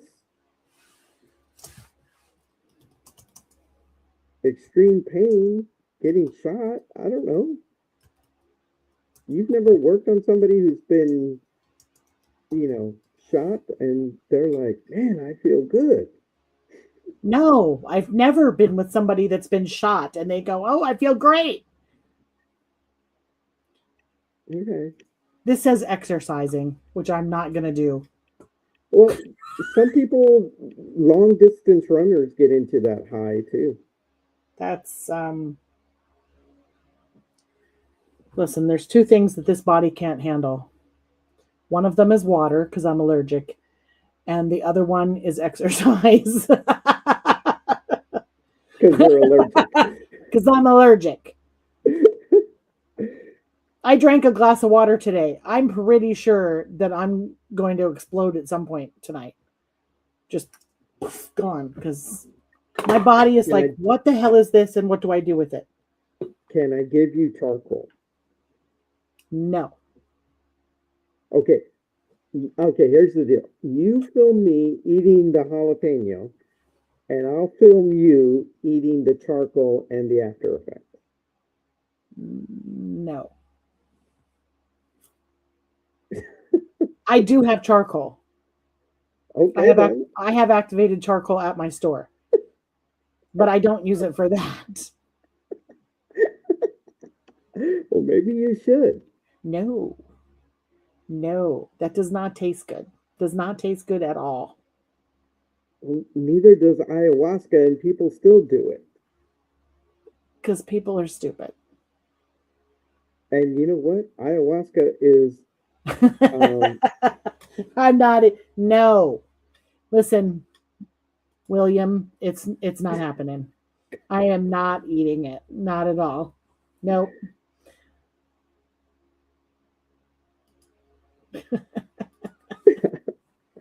Oh, Lord. Having died. It's not that bad. You cannot die from ingesting hot pepper. It is a scientific fact. It's also a scientific fact that you can drink too much water. Okay. You can actually kill yourself by drinking too much water. I know, but you cannot kill yourself by eating a lot of hot pepper. Are you sure about that? I'm going to Google it. Okay. I'm going to the book of knowledge, the machine of knowledge. I'm tired of you fact checking me, but do it because I'm right this time.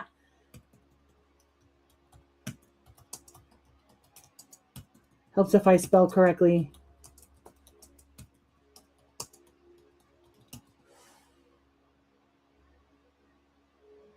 Oh, this says you can, but it's extremely rare. Yeah. How many pounds? Nobody could eat that much. It says a lethal dose of capsaicin, which is the chemical in spicy peppers, is massive, requiring the average person to consume around 30 pounds of jalapenos in a single sitting. Exactly. And in most cases, your body will violently reject the peppers through vomiting or fainting long before you reach a toxic level. So it's not impossible. You can do it. It's physically impossible. You will have the effects of charcoal so quick from jalapenos. You know what's not going to kill me? Eating 30 pounds of gingerbread cake. Yes, that will. I guarantee that. I can do it. You know, I'm crazy enough to get somebody to make a gingerbread cake 30 pounds and force you to eat it. I can do it. Stop shaking your head. No, you can't. I love gingerbread. I can totally do this. You couldn't even do 2 pounds of it. You're cute. I probably do that by myself every time I make it. Guarantee you couldn't. Because I eat the whole thing by myself. Okay. Usually in one, well, not in one sitting, but I usually have the whole cake polished off in one day. No. One sitting. I could do it. No, you couldn't. If I didn't eat anything else for like 24 hours before, I could probably eat the whole cake. 30 pounds, sure. 2 pounds. 2 pounds? 2 pounds. That's easy. But you couldn't in one sitting. I'm baking some cakes tomorrow. No, well, I can't see if it happened or not. Okay, I'll bake 2 pounds of gingerbread for 2 weeks, and we'll do it. We'll do it right on live, right on the. You won't do it. It's impossible. You can't do it. What are you talking about? I can totally do it. I had a friend who was like, I can drink one of those mega, what do they call them? There's a mega wine bottles, the big. That's alcohol. It's like 4 wine bottles in one bottle. Right. Couldn't do it. Yeah, but that's alcohol. You can't do it. And then I had to clean up the mess in the bathroom that was happening. Right. Because they can't do it. Exactly. Because it's alcohol. Alcohol messes with you, man. Not gingerbread cake. Gingerbread cake is cute and cuddly. And that's going to mess with your insides. No. Like a midget bare knuckle brawler in your stomach. Punching his way out. It's on. What did that lady tell you at the last thing you were? It's on. Oh, it's on. It's on. Oh, it's on. Oh, that's so good. I was telling Mike about that. That was hysterical. Yeah. I haven't seen them since. Got challenged by a hot sauce company. Oh, they were a hot sauce company too. Yeah. She said, it's on.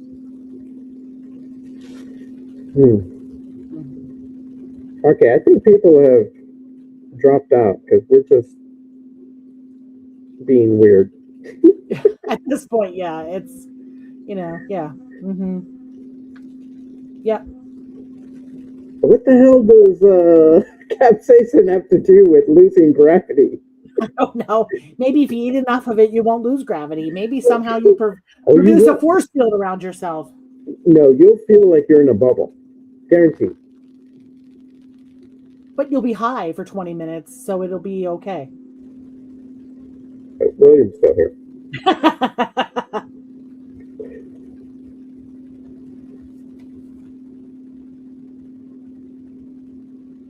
I mean, you'll be high on capsaicin. You won't even know if your body explodes.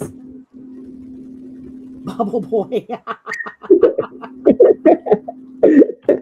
mean, come on.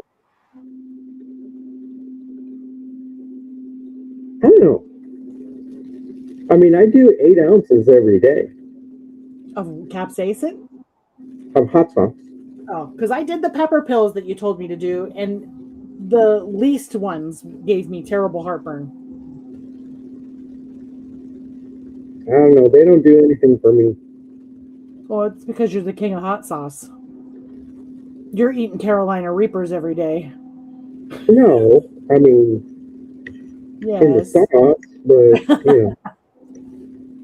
sure, it makes Mike sweat, but, Listen, if you make sauce and you're using the Carolina Reaper, if you put sugar in the sauce, will that help out? No, it just makes it sweet. But it won't be as hot, right? Anytime you add an ingredient, it dilutes. So there is some dilution.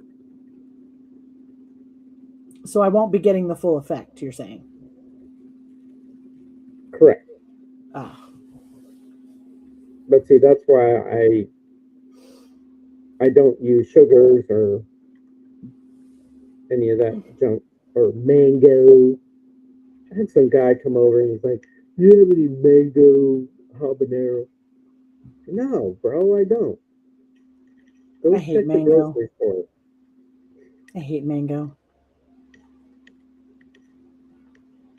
They put mango on sushi and it's disgusting. Yeah. See? William says, watch out for the heartburn. Right? I can't even take the mild stuff because that gets me heartburn. I can't eat spaghetti sauce without having heartburn.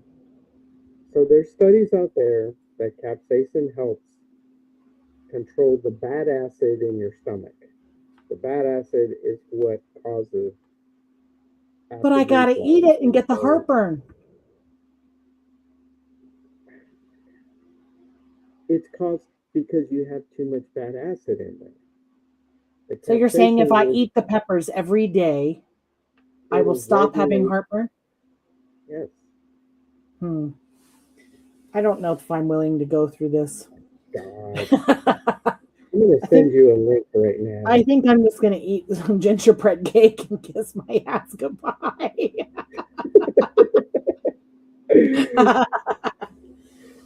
She died with a smile on her face. She was eating cake. Or not cake, whatever you want to call it. Cake, not cake. Something cake. Let them eat cake. Let them eat cake.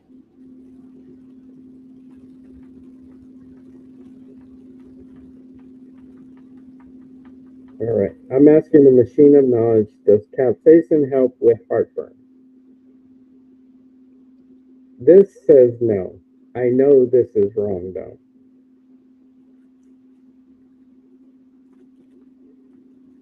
This is what it says, word for word. No, capsaicin generally worsens heartburn for most people, especially when eaten occasionally. Though there is some evidence that regular consumption might reduce symptoms over time for some individuals. Some individuals. That means Mexican people, Indian people who I can smell the curry from 5 blocks away. Hey, I don't eat curry. Because you're all used to those spicy foods. I mean, Jesus, your mom probably put pepper on her nipple when you breastfed. Like, you've had peppers your whole life.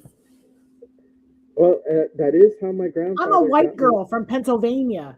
We don't do spicy. We're Pennsylvania Dutch. You're lucky if I have sugar in the pantry. My grandfather took me out when I was 5 or 6 to the jalapeno bush and said, "It's time to be a man." Yeah, no. No.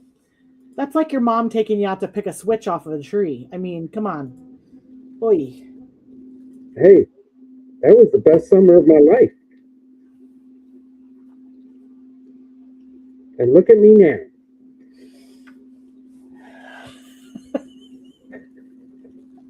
Hey, neither one of us had duck lips, just so you know. I mean, we don't have duck lips and we don't have a monkey face. And a surprised look on their face constantly. Because that's kind of what it is. The mouth is rounded like a gorilla. Like Planet of the Apes. Now I'm being serious. Yes, just like that. I know. I've seen it. I couldn't help but think of it when I was talking to her the other day, actually. If you want me to be downright honest, I was like, shh, it really does look like that. It really does. Yes, I know. And if I had a napkin, here we go.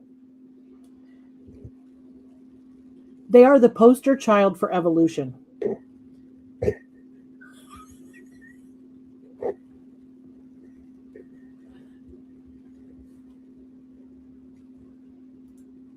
Oh, I hear you, David. That's why you get the big ones that your mom can't swing. You just drag in the whole tree branch and be like, here I am.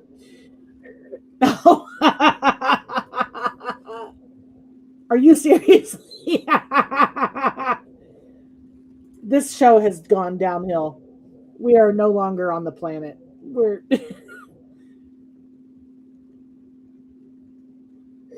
It's worse than that, actually. I mean, that's a good attempt. Yeah. What the hell did you just shove up in your mouth? A napkin. Oh my God. I think I'm going to pass out from laughing. Oh my God. There we go. That's kind of better. Yeah. But it's like it's really pronounced.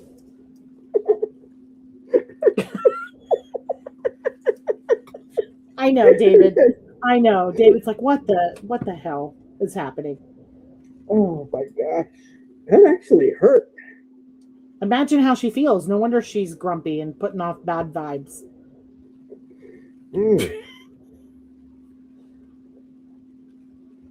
Oh my God. Don't do that when I had a mouthful Paper towel in of, your mouth? a mouthful of fine $2.39 wine. I do want to bring up something from our past show that we did. Uh-oh. Did you see that they found one of the scientists' bodies? Yeah, suicide, right? I think that's what they're saying it was. Yeah. Mm-hmm. So if you put an ingenious machine that has some levers. Yeah, imagine. Do you know that there's a whole bunch of Chinese scientists also missing? I did not. Tell me. I heard this the other day. Are That we there's going to do not a show just about United that? States scientists. Yes, we should. We should do a show on all of it. Because I'm tired of shoving napkins. It was good though. Entertainment. It was cheap entertainment. David wants to know what's in your sippy cup. It is fine $2.39 wine. Yeah, see, she says there's a lot of German scientists missing too. There's a whole bunch of scientists missing all over the world. And I find that very intriguing. Hiking girl, that's called Operation Paperclip. What? From 1944.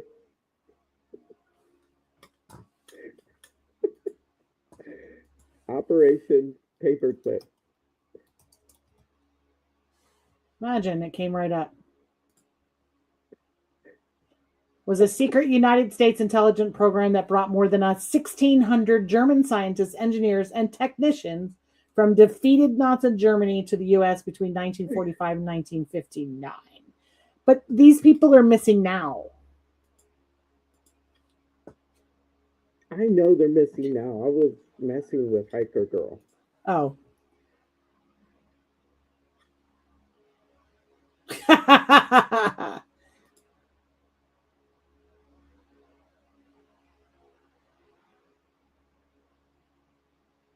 Oh. Interesting. Not according to David, please. Don't even get me started on that guy. Yeah, what's your beef with David? What's my beef with David? Mm-hmm. Okay, so I don't really have beef with David. Okay. I have beef with how he treats people. Oh, because you're mad he didn't go like, oh my God, it's Gwen. No. I met David Pallades. I've met him actually twice. I don't normally give people second chances, but I did. And I tried talking to him, and I don't like when somebody stares through you while you're talking. They're not listening to you at all. They're not engaged with you at all. And that, if you think I'm full of shit, just tell me I'm full of shit. Don't stand there and pretend that you're hearing me when you're not hearing me at all. And I saw him do that with lots of people. And I don't like it. Like, nobody asked you to put yourself in the spotlight. Nobody asked you to write a bunch of books and make a bunch of movies. So when somebody wants to talk to you, how about you pay attention to them and don't treat them like it's nonsense? And that's my problem with him. But I've seen whole bunch of reports that he's a liar, that he lies by omission, actually, that there's more to these cases than he's telling people. He's leaving things out to fit the narrative that he wants. You're right, because that's where I saw him the second time, on a ship, on cruising on a ship. Interesting. Hey, that's why I make hot sauce. I find his work very interesting. Like, I'm very interested in these missing people and what happened to them. But I also want the whole story. I don't want just part of it. Like, if it's not a Bigfoot and it's not an alien, I'm okay with that. I still want to know what happened to these people, right? Because that's just, like, don't omit stuff to fit your narrative. Tell the whole story. Well, you know what I'm saying? That's what we're facing with these scientists, right? Yes, so because there's multiple possibilities, but they could either been fully cognizant with taking their own lives, right, or it could be a conspiracy theory to, keep something under wraps that could possibly go out, You're right, William. That's the part that gets under my skin. And because that's what I said earlier, exactly. I mean, I have a research area that's just 10 miles from my house, if that. And in my research area, I've gotten 7 Bigfoot reports. I've gotten photos of footprints in the snow. And one guy went missing and was found a week later under very weird, like an already searched part of the property with dogs and people and helicopters. And he was not seen or found, but he was found 7 days later in previously searched with very weird circumstances. Like, I don't care if it wasn't Bigfoot. I don't care if it wasn't aliens, but I would like to know what killed that guy, right? Because I love a good puzzle and I love a good mystery and I like to solve things. And I want to know what happened to the guy. It doesn't have to be Bigfoot or alien, but it's crazy. Why don't we do an investigation on that? We should. I happen to know the police chief that was on for that case. He happens to be my partner on the ambulance a lot. I mean, why don't we do that? I mean, offline. Yeah. And then we wrap it up in a nice neat little bow. Yeah, and then we can write a book and then go on cruises and dismiss everybody around us. Wait, we can do that? Why not? Everybody else does. Oh, I don't know. I like talking to people. I don't know that I could dismiss people. I've heard some really crazy shit and still paid attention to everything freaking thing the person said. I mean, when they walk away and they're out of earsight, I'm like, what the fuck just happened? But I listen to them. Yeah, no, you're good at that. Goes back to the whole conversation.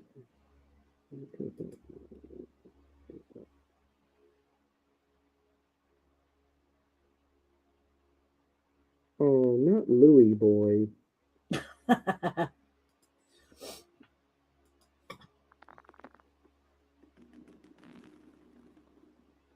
I would love to find out what happened to this man, because he was found in a reservoir.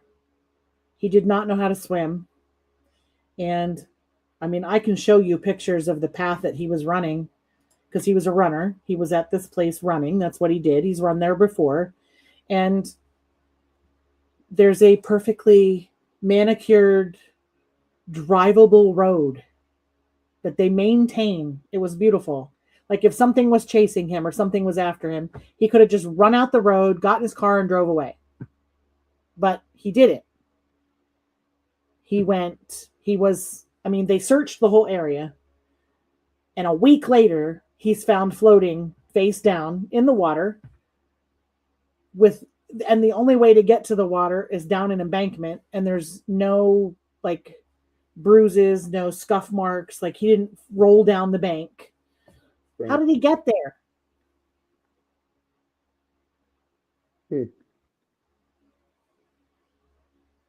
Was he picked up and carried? Because no dogs. I have a search and rescue dog. I know how they track.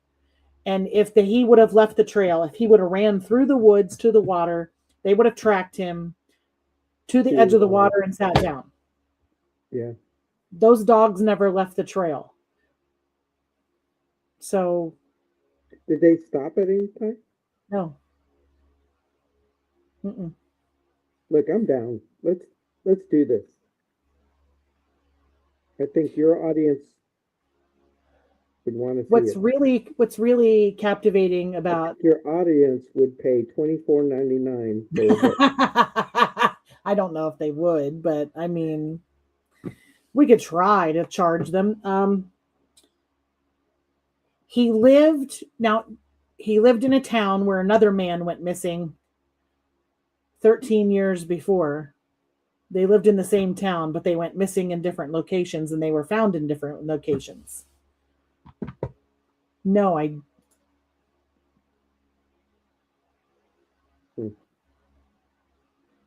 Oh, I did not know that. These are things I need to learn from William. He's teaching me things. I'm paying attention to things a lot more, things that happen or animals that cross my path, or, I'm being much more observant. A student of nature. Yeah, I think we should do some investigating. Okay. You're pretty good at finding stuff. It's probably that radio. Wouldn't have anything to do with anything that you've done in your past, right? I make hot sauce. I don't know what you're talking about. Mm-hmm. So yeah, let's do this. That sounds interesting. It is very interesting. I'm dying to find out what happened to this guy. Well, either guy, both guys. I may have to recruit some help from someone we both know. Who? Yeah, I'll tell you later. They're really good at researching stuff like that. Oh. This is someone I know? I know them well? Newly know. Newly I know him well. Yeah, but Listen, I know him well. I'm not calling Dave Pilates. He's going to leave out half of it. I don't know David personally.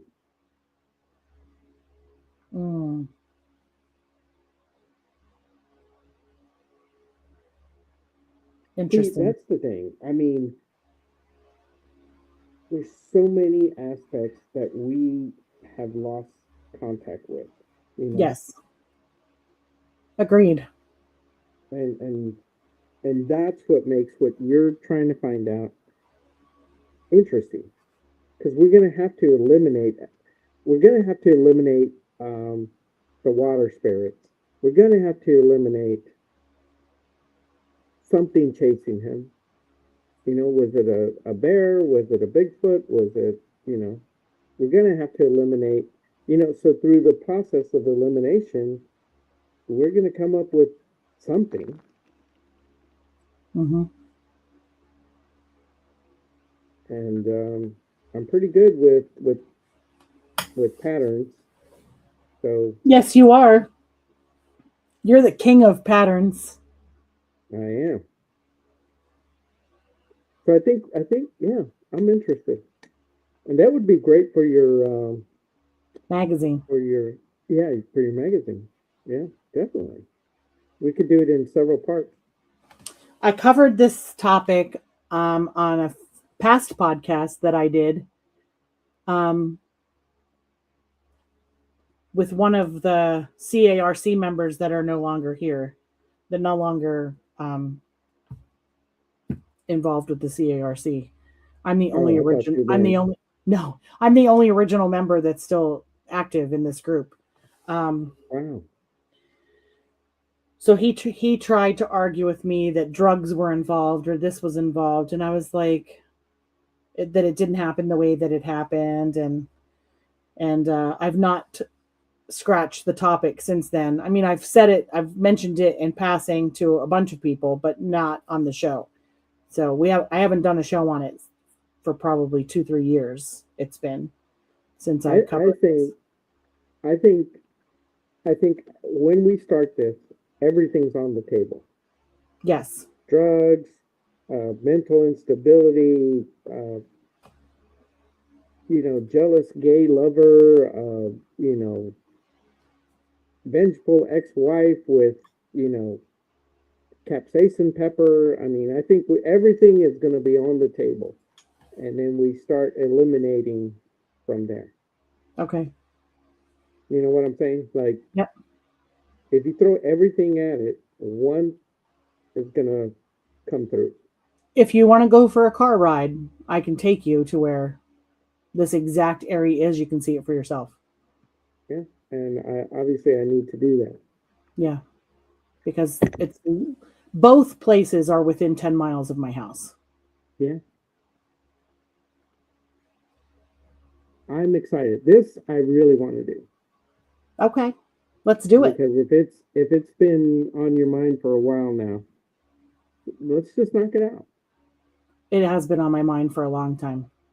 Let's knock it out, and then we can go on a cruise and talk to everybody. Let's Or solve not. this shit. Yeah. No, let's go on the cruise, and then we'll show David how it's really done. And we'll show David how to really ignore people. How to really listen to people, because that's what we do here. But Exactly. yeah. Okay, Well, I think we've rambled enough. I was gonna say, it's like what time? I don't even know what time it is. 9:20. Holy shnikes. 2 hours and 20 minutes, and all we did was talk about cake and peppers and probably 30 minutes of a earth exploding when gravity stops. I can't believe, I'm not going to even say anything because nobody, at this point, people are probably just like, these two are wackadoodle, Good night, Good William. night. Good night. I gotta buy tobacco. I don't smoke and I don't chew, but I'm gonna have to have tobacco on me. Because this is not the first time he's told me about tobacco offerings, and I keep forgetting to get some. Just my husband will be like, "What the hell are you doing with a can of Skoal in your pocket? Just leave me alone." Okay, don't get Skoal. At least get like Red Man long cut or something. I'll probably get pouch tobacco is probably what I'm gonna do. Yeah, get some Red Man long cut. You think the water spirits will be okay with long cut? Red Man long cut. Yeah. It says Red Man on the package. I mean, see, even hiker girl's done it. And she smokes like 3 packs a day. Pipe tobacco, William says.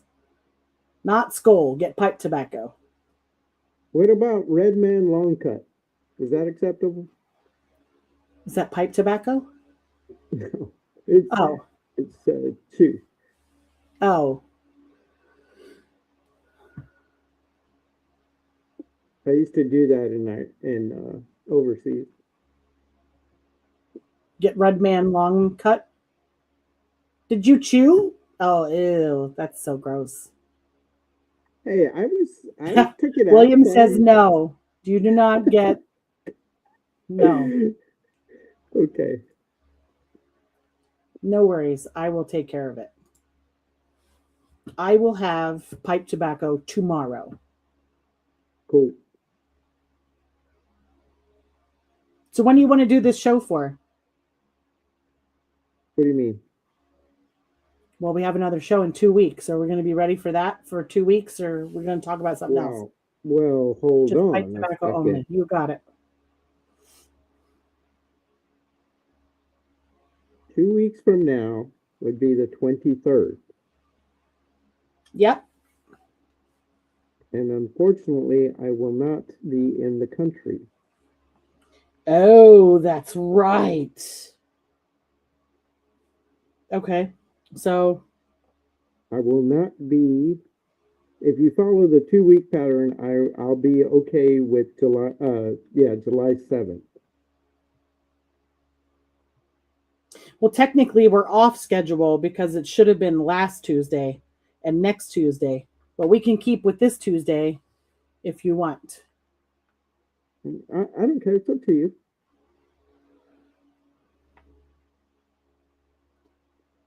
We can do July 7th. You want to Yeah, do I mean, this? I won't be in the country on the 30th either. So the 23rd or the 30th, I'm gone. Okay. So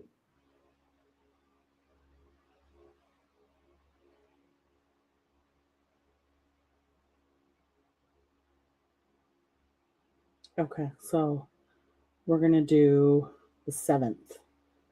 Okay. I mean, doesn't mean you could do the 23rd. No, you are my cohort. We do this together. Okay. Okay. On the schedule. I just don't want you to, disappoint the audience. No. Okay. They'll be fine.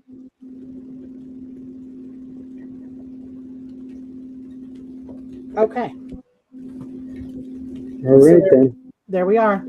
So our next show will be July 7th, and we will discuss, try to figure out what happened to this guy that went missing and was found dead.